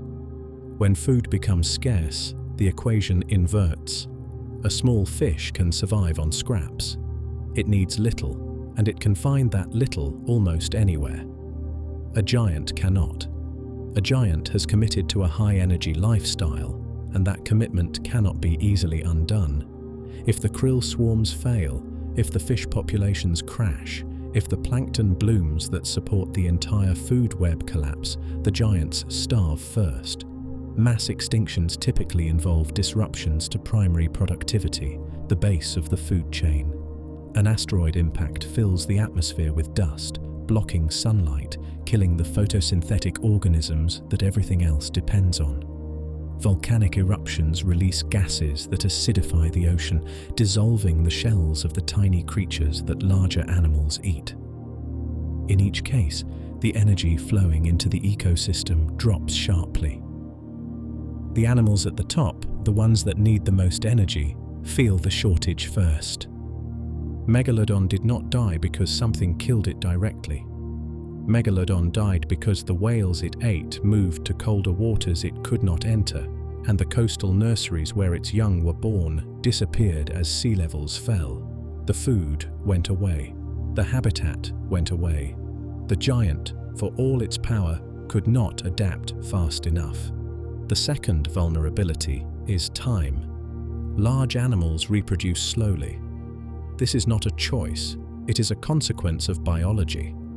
A mouse reaches sexual maturity in 6 weeks. It can produce a litter of 6 to 8 pups, and those pups can produce their own litters within 2 months. A population of mice can double, redouble, and redouble again in a single year. If 99% of the mice die in a catastrophe, the survivors can replenish the population within a few breeding seasons. A blue whale reaches sexual maturity at 5 to 10 years. It produces a single calf every 2 to 3 years after a gestation period of 11 months. That calf will nurse for 6 to 7 months before it is weaned. A population of blue whales reduced by 99% would take centuries to recover. Assuming the survivors could find each other across the vastness of the ocean, assuming the conditions that caused the decline did not persist. Megalodon, based on growth rings in its vertebrae, took approximately 25 years to reach adult size, a quarter of a century. In that time, a population of small fish could cycle through hundreds of generations, adapting to changing conditions, evolving solutions to new problems. Megalodon could not evolve quickly. Its generation time was too long. The world changed faster than its genes could keep up. This is the paradox of size. Large animals are well adapted to stable environments. They are poorly adapted to change. When the climate shifts, when sea levels rise or fall, when prey populations migrate or collapse, large animals cannot pivot. They are locked into strategies that take decades to execute. The third vulnerability is specialization. Dunkleosteus was optimized for a world where everyone wore armor. Its bone-crushing jaws were perfectly designed for cracking placoderm plates and mollusk shells. When the placoderms disappeared, when the armored ecosystem of the Devonian collapsed, Dunkleosteus had no fallback option. It could not switch to eating soft-bodied fish. Its jaws were not designed for that kind of prey. The ichthyosaurs were optimized for high-speed pursuit in open water. They were superb at what they did. When the ocean changed, when oxygen levels dropped, when temperatures spiked, when the ecological conditions that supported their lifestyle degraded, they had no alternative strategy. They could not slow down and become ambush predators. They could not shift to different prey. Their bodies were too committed to a single way of life. Generalists survive extinctions, specialists do not. Sharks have survived 4 mass extinctions, and the reason is flexibility. They are not locked into one body plan or one hunting strategy. Some sharks are fast pursuit predators. Others are slow bottom feeders. Some eat fish, others eat shellfish, others eat plankton. When the world changes, some shark lineages die, but others find ways to persist, to adapt, to exploit whatever niches remain. Crocodilians are even more extreme. They have survived essentially unchanged for 200 million years, through the Triassic-Jurassic extinction, through the Cretaceous-Paleogene extinction, through ice ages and warm periods, and every catastrophe in between. Their secret is generalist ambush predation, combined with low metabolic requirements. They can go months without eating. They can tolerate a wide range of temperatures. They are not optimized for anything, which means they are adequate for almost everything. The giants, by contrast, tend to be specialists. Evolution pushes them toward optimization, toward the body plan that extracts the maximum benefit from their particular niche. This optimization is a trap. The more perfectly adapted you are to your current environment, the more vulnerable you are to changes in that environment. The fourth vulnerability is rarity. Large animals are never common. They cannot be. The energy pyramid that structures every ecosystem, with abundant plants at the base, fewer herbivores in the middle, and rare predators at the top, ensures that big predators exist in small numbers. Megalodon, at its peak, may have numbered in the tens of thousands worldwide. That sounds like a lot until you remember that they were scattered across every ocean on the planet. The density was low. Individuals might go months without encountering another member of their species. Low density creates problems. Finding a mate becomes difficult. Genetic diversity shrinks. Populations become vulnerable to local catastrophes, a disease outbreak, a collapse of prey in one region, a shift in ocean currents that would barely register in a more abundant species. When the end came for Megalodon, it probably came gradually, population by population. The sharks in one ocean basin died out, then another, then another. There was no single moment of extinction, just a slow erasure region by region until the last individual died somewhere in the cooling waters of the Pliocene, surrounded by emptiness. The pattern is clear. The pattern has held for 500 million years. Giants rise because the physics of the ocean permits them, because size offers genuine advantages in thermal regulation and metabolic efficiency and competitive dominance. They rule for millions of years, adapting to stable conditions, optimizing for the world as it exists. Then the world changes. The climate shifts. The food web reorganizes. The stable conditions that permitted giant size become unstable conditions that punish it. The giants die first. Their high energy requirements, their slow reproduction, their specialized body plans, their low population densities, all of these advantages become liabilities in a time of crisis. They cannot adapt quickly enough. They cannot reproduce quickly enough. They cannot survive on scraps. And in the aftermath, in the emptied ocean, the survivors begin to grow. This is what the fossil record shows. After every mass extinction, a pulse of gigantism. The surviving lineages, freed from competition, expand into vacant niches. They grow larger because they can. They become the new giants, ruling the new ocean, until the next catastrophe comes and the cycle begins again. We are living through the 6th extinction now. This one is not caused by asteroids or volcanoes, it is caused by us. Industrial whaling in the 19th and 20th centuries killed approximately 3 million great whales. 3 million. The blue whale population dropped to perhaps 5,000 individuals, a 99% reduction in less than a century. Humpbacks, fin whales, right whales, sperm whales, all of them were driven to the edge of oblivion by human hunters. The hunting has largely stopped. International agreements protect most whale species now. Populations are recovering slowly from their lowest points. The sharks have not been so lucky. Estimates suggest that global shark populations have declined by 70% since 1970. 70% in 50 years. The oceanic white tip, once one of the most abundant large predators in the ocean, has declined by 98%. The scalloped hammerhead by 89%. The great white, despite its fearsome reputation, is increasingly rare. The causes are familiar: overfishing, bycatch, sharks caught accidentally in nets meant for other species, habitat destruction, shark finning, the practice of catching sharks, cutting off their fins for soup and dumping the bodies back into the ocean to die. The physics of the ocean still favors giants. The evolutionary pressure toward large size has not changed.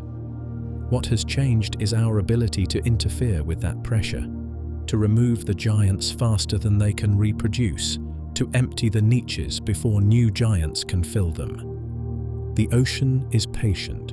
It has rebuilt itself 5 times. It will rebuild itself again. The question is what kind of ocean we want to leave behind. An ocean with blue whales and great whites, with giant squid and sperm whales, with the full complement of apex predators that have structured marine ecosystems for millions of years. Or an ocean of jellyfish and small fish, an ocean where the top predators have been removed and the food web has collapsed into something simpler and poorer. The giants are fragile. They have always been fragile. They rise in times of stability and they fall in times of change. Our species has become, for the first time in the history of life on Earth, an agent of change comparable to an asteroid impact or a supervolcanic eruption. We did not choose this power. We barely understand it. The choices we make in the next few decades will determine whether the giants persist or whether we become the 6th mass extinction recorded in rock for future paleontologists to puzzle over. The ocean will survive. It has survived worse. The question is whether the giants will survive with it.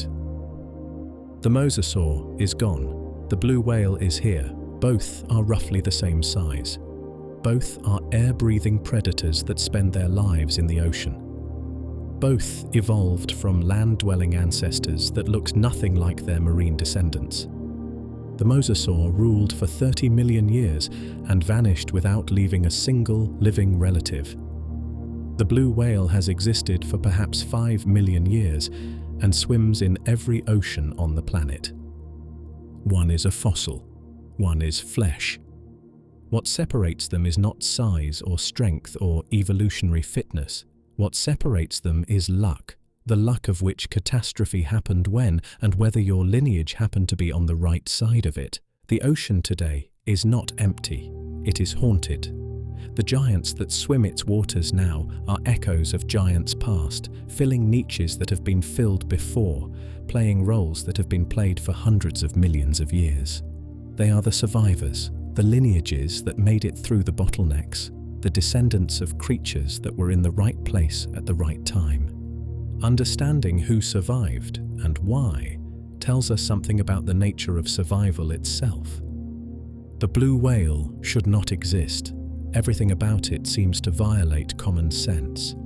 A mammal that outweighs every dinosaur. A warm-blooded creature that thrives in Antarctic waters cold enough to kill an unprotected human in minutes. An animal so large that its tongue alone weighs as much as an elephant, yet so graceful that it can accelerate through the water at 20 miles per hour when it needs to. Its heart is the size of a small car. The aorta is wide enough for a child to crawl through. When the whale dives, its heart rate drops to 4 or 5 beats per minute. Any slower and the blood would stop moving. When it surfaces to breathe, the heart rate spikes to 37 beats per minute, rushing to reoxygenate tissues that have been running on reserves. The cardiac system operates at the very edge of what is physiologically possible, and yet it works. It has worked for millions of years. The blue whale achieved its current size only recently, in evolutionary terms. Fossil evidence suggests that baleen whales remained relatively modest, 10 to 15 meters, for most of their history. The explosion in size began around 4.5 million years ago, coinciding with the onset of the Pliocene ice ages. The timing is not coincidental. As the poles froze, ocean circulation intensified. Cold, nutrient-rich water upwelled from the deep, fertilizing the surface, creating vast seasonal blooms of krill. The food supply became concentrated, enormously abundant in some places and seasons, scarce in others. Migration became essential, and migration, over thousands of kilometers, favors size. A larger whale can store more fat, it can travel farther on its reserves, it can dive deeper to reach krill swarms that smaller competitors cannot access. The ice ages did not just permit gigantism in baleen whales, they demanded it. The whales that could not grow large enough could not complete the migration, their genes did not persist. There is another factor, one we have already discussed: Megalodon. For 20 million years, Megalodon hunted whales, baleen whales specifically, the slow filter-feeding giants that made easy targets for a predator the size of a bus. Staying small offered some protection. A 10-meter whale might escape notice. A 20-meter whale was a meal. When Megalodon disappeared, the pressure vanished. The whales grew. They filled the space that predation had denied them, becoming larger and larger until they reached the current maximum. The blue whale, 30 meters, 200 tons, the largest animal that has ever lived. The giant is here because the monster is gone. The sperm whale tells a different story. It is the largest toothed predator on Earth, 18 meters, 60 tons, with a head so disproportionately large that it accounts for a third of the animal's total length. Inside that head is the spermaceti organ, a reservoir of waxy oil that may help with buoyancy control or echolocation, or both. Scientists are still arguing about it. The sperm whale dives deeper than any other mammal, 3,000 meters into the crushing darkness of the bathypelagic zone, where the pressure would kill an unprotected human instantly. It hunts giant squid down there, Architeuthis, the kraken of legend, grappling with tentacled prey in total blackness, guided only by echolocation clicks that bounce off the seafloor a kilometer below. We know about these battles because sperm whales surface with circular scars on their heads, rings of wounds left by squid suckers. The squid fight back. They do not always lose. The sperm whale occupies a niche that Leviathan once held: large, toothed, predatory. Unlike Leviathan, it does not hunt other whales. It has specialized in a prey source that no other large predator can access: deep-sea cephalopods, creatures that live beyond the reach of sunlight in a world that might as well be another planet. This specialization has probably saved it. Sperm whales were hunted intensively during the whaling era. Their spermaceti oil was prized for candles and lubricants, but they were never driven as close to extinction as the baleen whales. Their deep-diving lifestyle made them harder to hunt. Their prey source, unlike krill, has not been depleted by industrial fishing. Leviathan was a surface predator, competing directly with Megalodon for the same whale prey. When conditions changed, both giants fell. The sperm whale, by retreating into the deep, found a refuge that has sustained it for millions of years. The great white shark is often called a living fossil. This is wrong. Great whites are not primitive. They are not unchanged survivors from the age of dinosaurs. They evolved relatively recently, perhaps 4 to 5 million years ago, from ancestors that were already sophisticated predators. They are modern animals, adapted to modern conditions. What they are is successful. Great whites tolerate a remarkable range of temperatures. They have been found in waters as cold as 3 degrees Celsius and as warm as 24. This flexibility is rare among large sharks, and it has served them well. When Megalodon could not follow its prey into cooling waters, the ancestors of great whites could. They expanded into niches that Megalodon had abandoned. Size helps too, but not in the way Megalodon used it. Great whites max out around 6 meters, 1/4 the length of a large Megalodon. This is not a limitation. It is a feature. A 6-meter shark needs less food than a 24-meter shark.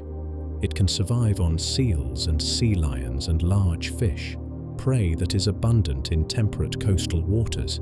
It does not require a constant supply of whales.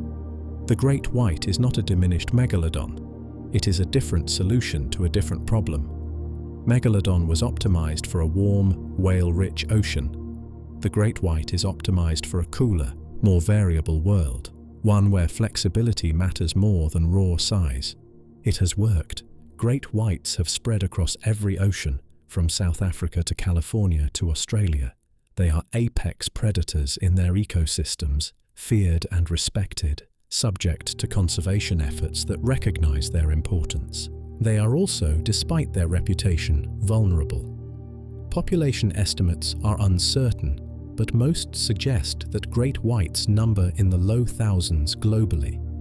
They reproduce slowly. Females do not mature until around 15 years of age, and they produce small litters after long gestation periods. A population under pressure cannot rebound quickly. The great white has survived ice ages and Megalodon's extinction and millions of years of oceanic change. Whether it will survive us remains an open question. Dive deeper. Below the reach of sunlight, below the zone where most large predators hunt, the ocean holds secrets. The giant squid was a legend before it was a specimen.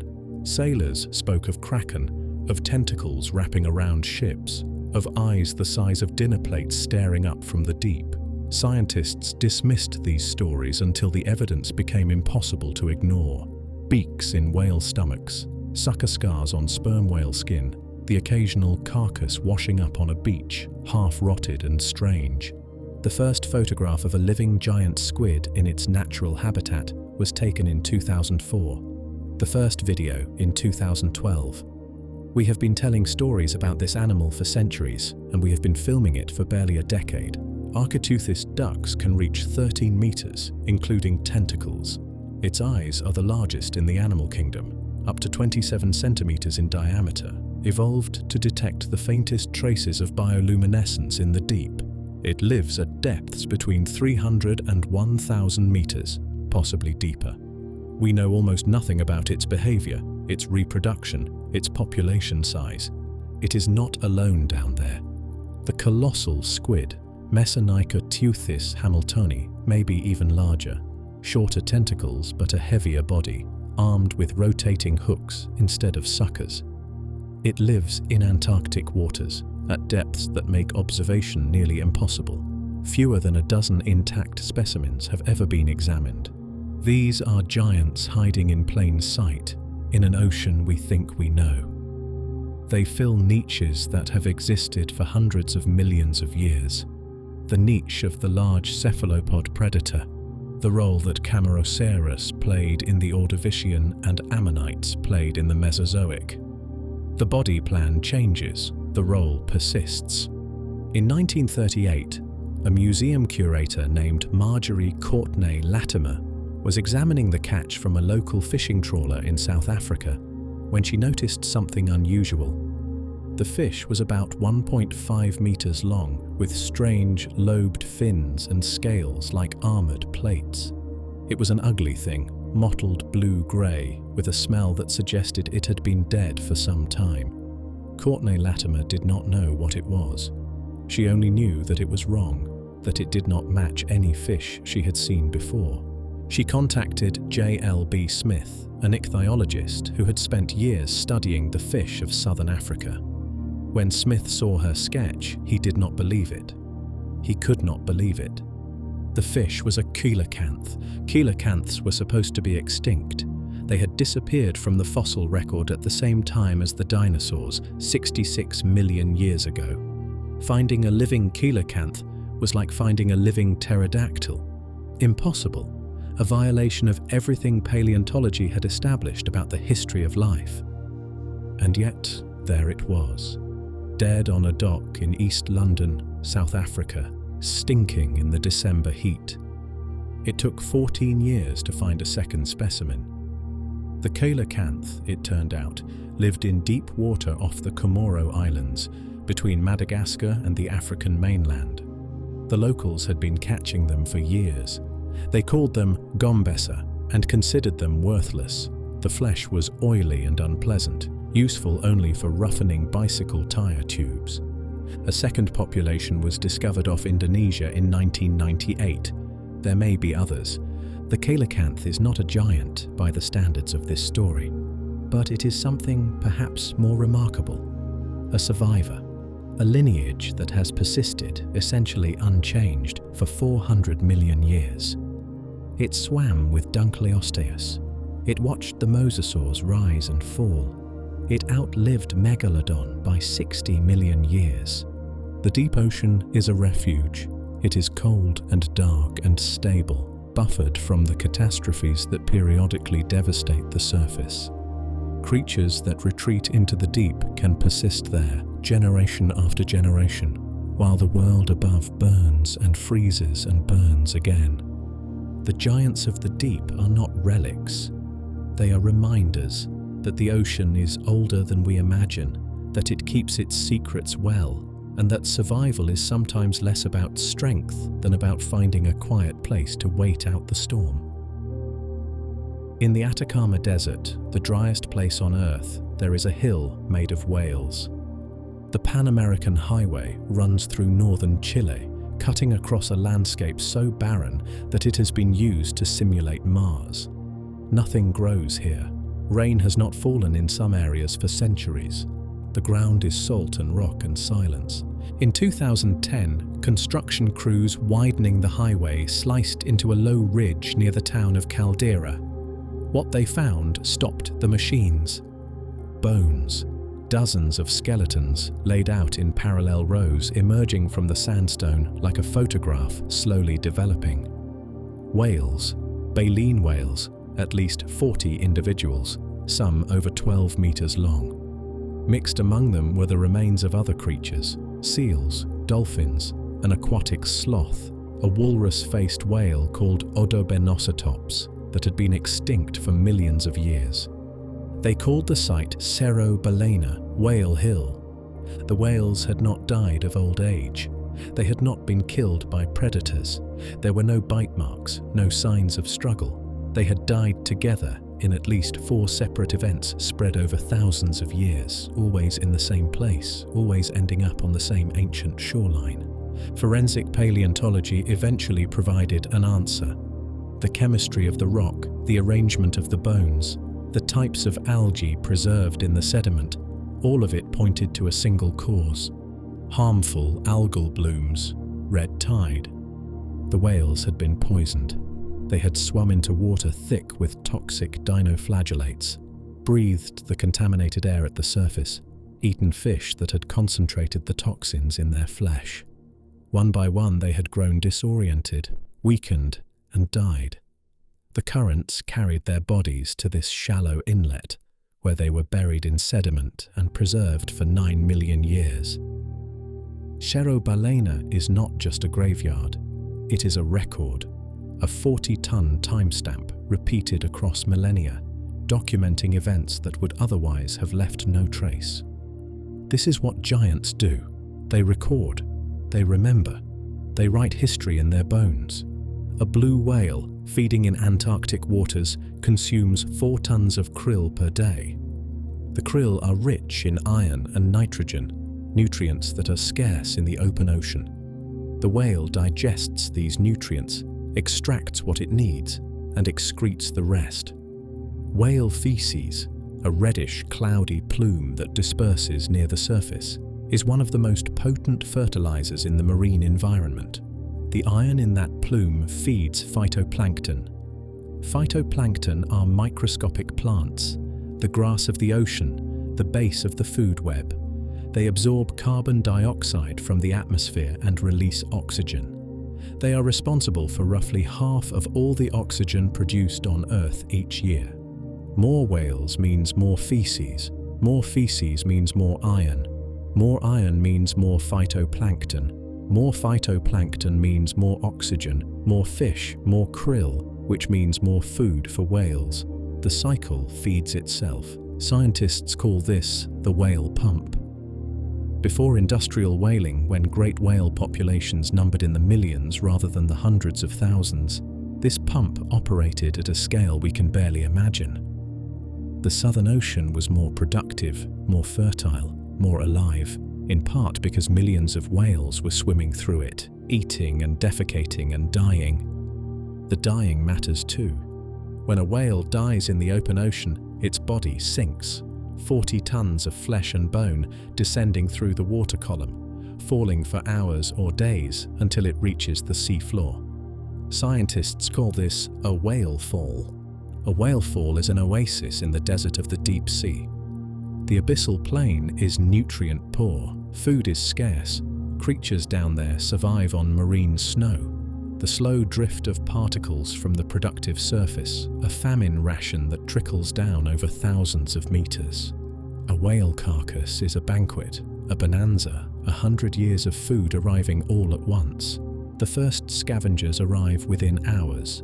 Hagfish, sleeper sharks, crabs, amphipods. They tear into the soft tissue, consuming the blubber and muscle as fast as they can. This stage can last months or years, depending on the size of the whale. When the soft tissue is gone, a second community takes over. Bacteria colonize the bones, breaking down the lipids stored in the skeleton. Specialized worms called ossidacs, bone eaters, bore into the remains, extracting nutrients that other organisms cannot access. Mussels and clams cluster around the carcass, feeding on the chemical energy released by bacterial decomposition. A single whale fall can sustain a community for 50 to 100 years. The deep sea is dotted with these oases, connected by larvae drifting in the currents, forming a network of life that exists only because giants die. Fewer whales means fewer whale falls. Fewer whale falls means less habitat for the specialized communities that depend on them. The collapse of whale populations in the 19th and 20th centuries did not just remove whales from the ocean. It removed an entire infrastructure of death, a system of nutrient transport that had been operating for millions of years. The effects extend beyond chemistry. Large predators structure ecosystems through fear. In the 1990s, wolves were reintroduced to Yellowstone National Park after a 70-year absence. The elk population was dense, the willows and aspens were overgrazed, the riverbanks were eroding. Biologists expected the wolves to reduce elk numbers through predation. What happened was stranger. The elk did not just die. they changed their behavior. They stopped lingering in open valleys where wolves could spot them. They avoided riverbanks where escape routes were limited. They became vigilant, nervous, always watching. The plants recovered. Willows grew back along the streams. Aspens regenerated in areas that had been stripped bare for decades. Beavers returned, finding the willows they needed for their dams. The dams changed the flow of the rivers. The rivers changed the shape of the land. Ecologists call this a trophic cascade, the ripple effects that spread down through a food web when a top predator is removed or restored.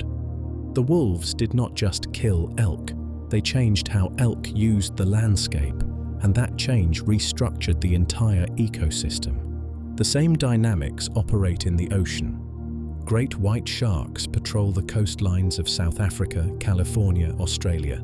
Their presence shapes the behavior of seals and sea lions, where they haul out, where they feed, how long they spend in the water. The seals in turn affect the fish they prey on. The fish affect the invertebrates. The invertebrates affect the algae. Everything is connected. Remove the sharks and the connections unravel. Seal populations boom in some areas, crash in others. Fish communities reorganize. Kelp forests expand or collapse depending on which grazers are released from predation. The system finds a new equilibrium, but it is a diminished equilibrium, a simpler one, a system that has lost a piece of its architecture. This is what the fossil record shows, again and again. When the giants disappear, after a mass extinction, after a climate shift, after human hunting, the ecosystems they shaped do not simply continue without them. They transform. They become something else, something that would not have existed if the giants had remained. There is a concept in ecology called trophic downgrading. It refers to the systematic removal of large animals from ecosystems, not through sudden extinction events, but through the slow pressure of hunting, habitat loss, and environmental change. The megafauna disappear first because they are the most visible, the most valuable, the most vulnerable. Then the large predators, then the large herbivores. The pyramid of life erodes from the top down. This has happened on land. The mammoths and mastodons that once shaped the grasslands of North America and Eurasia are gone. The giant ground sloths that pruned the forests of South America are gone. The massive herbivores of Australia, the diprotodonts and giant kangaroos, vanished within a few thousand years of human arrival. The ocean is undergoing the same process on a compressed timeline. Industrial whaling removed 3 million great whales in less than a century. Shark populations have declined by 70% in 50 years. Large predatory fish, tuna, swordfish, marlin, have been reduced to a fraction of their historical abundance.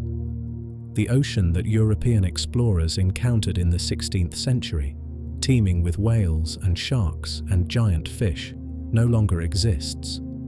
We do not fully understand what we have lost. The whales that remain are a remnant population, recovering slowly, but still far below historical levels.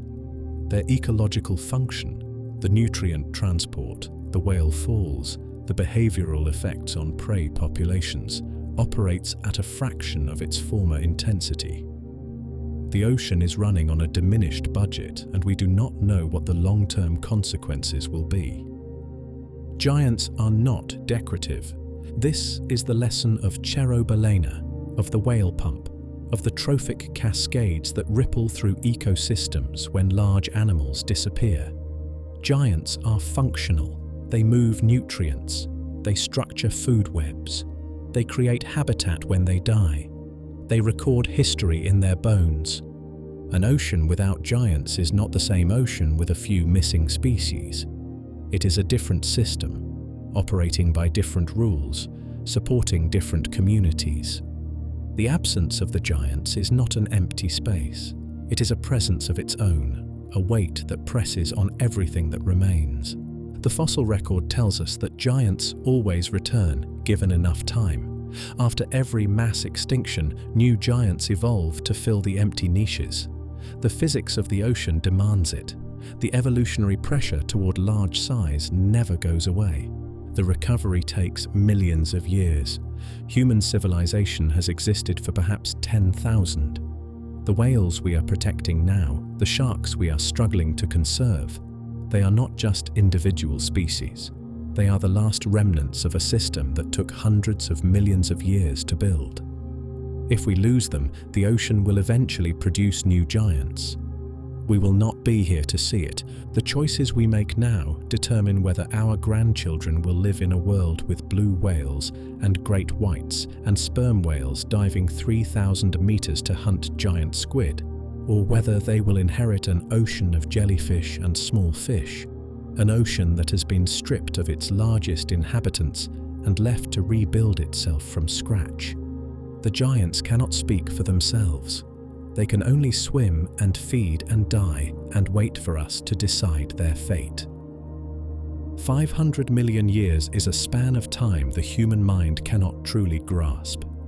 If you were to compress the history of the Earth into a single calendar year, the entire history of human civilization, from the first stone tools to the landing on the moon, would happen in the last few seconds of December 31st. The giants occupied months on that calendar. The trilobites patrolled the seafloor for nearly 300 million years. The ammonites spiraled through the water column for 350 million. The sharks have been swimming since before trees existed on land. Against this backdrop, our current moment is a blink, a single heartbeat in a very long life. The ocean remembers. It remembers the crushing jaws of Dunkleosteus and the silent gliding of the plesiosaurs. It remembers the shadow of the Megalodon passing over the sand and the thrashing of the first whales as they learned to swim. It remembers the silence that follows the asteroids and the slow, stubborn return of life that always, always follows the silence. The ocean is patient. It does not judge. It simply is. It is a repository of deep time, a library where the books are written in layers of sediment and codes of DNA. Some of those books are closed forever, others are still being written, and some perhaps are hidden on shelves we have not yet found. Remember the coelacanth. For 66 million years, we thought it was gone. We wrote its obituary in stone. We placed it in the Museum of Lost Things, alongside the dinosaurs and the ammonites. But deep in the underwater canyons of the Indian Ocean, in the twilight caves where humans could not go, the coelacanth was swimming, slowly, quietly, breathing the water, eating the fish, living its life in the dark, indifferent to our assumptions. The ocean holds secrets. It is vast enough to hide things. It is deep enough to offer sanctuary. We have explored less than 5% of the ocean floor. We have named only a fraction of the species that live there. In the abyssal plains, in the deep trenches, in the cold seeps and hydrothermal vents, there are creatures living right now that no human eye has ever seen. Perhaps there are other survivors down there. Perhaps there are new giants waiting to be born. Or perhaps the only secret left is the one we are already carrying. Look at your own hand. The salt in your blood is the same concentration as the salt in the ancient ocean. The calcium in your bones was forged in the same stellar explosions that built the reefs of the Devonian. The water in your cells is the same water that once passed through the gills of a shark, or supported the weight of a blue whale, or fell as rain on a Jurassic forest. We are not separate from this story. We are made of it. We are the ocean, briefly stepping onto land, carrying the memory of the deep in our veins. When we stand on the shore and look out at the horizon, we feel a pull that is older than language, older than thought. It is the pull of home. The sun has set now. The sky is dark. The water is black and calm. The waves are a gentle rhythm, a lullaby that has been playing for 4 billion years. Inhale and exhale. Visualize the ocean at night. The surface is a mirror for the stars. Below, in the mesopelagic, the lanternfish are migrating upward, a galaxy of living lights rising to feed. Below them, the sperm whales are diving, leaving the air behind, descending into the quiet, deeper still. Past the continental shelves, past the canyons, down to the abyssal plain. Here the water is still, the temperature is near freezing, the darkness is absolute, but it is not empty. If you listen closely, in the silence of your own mind, you can sense them.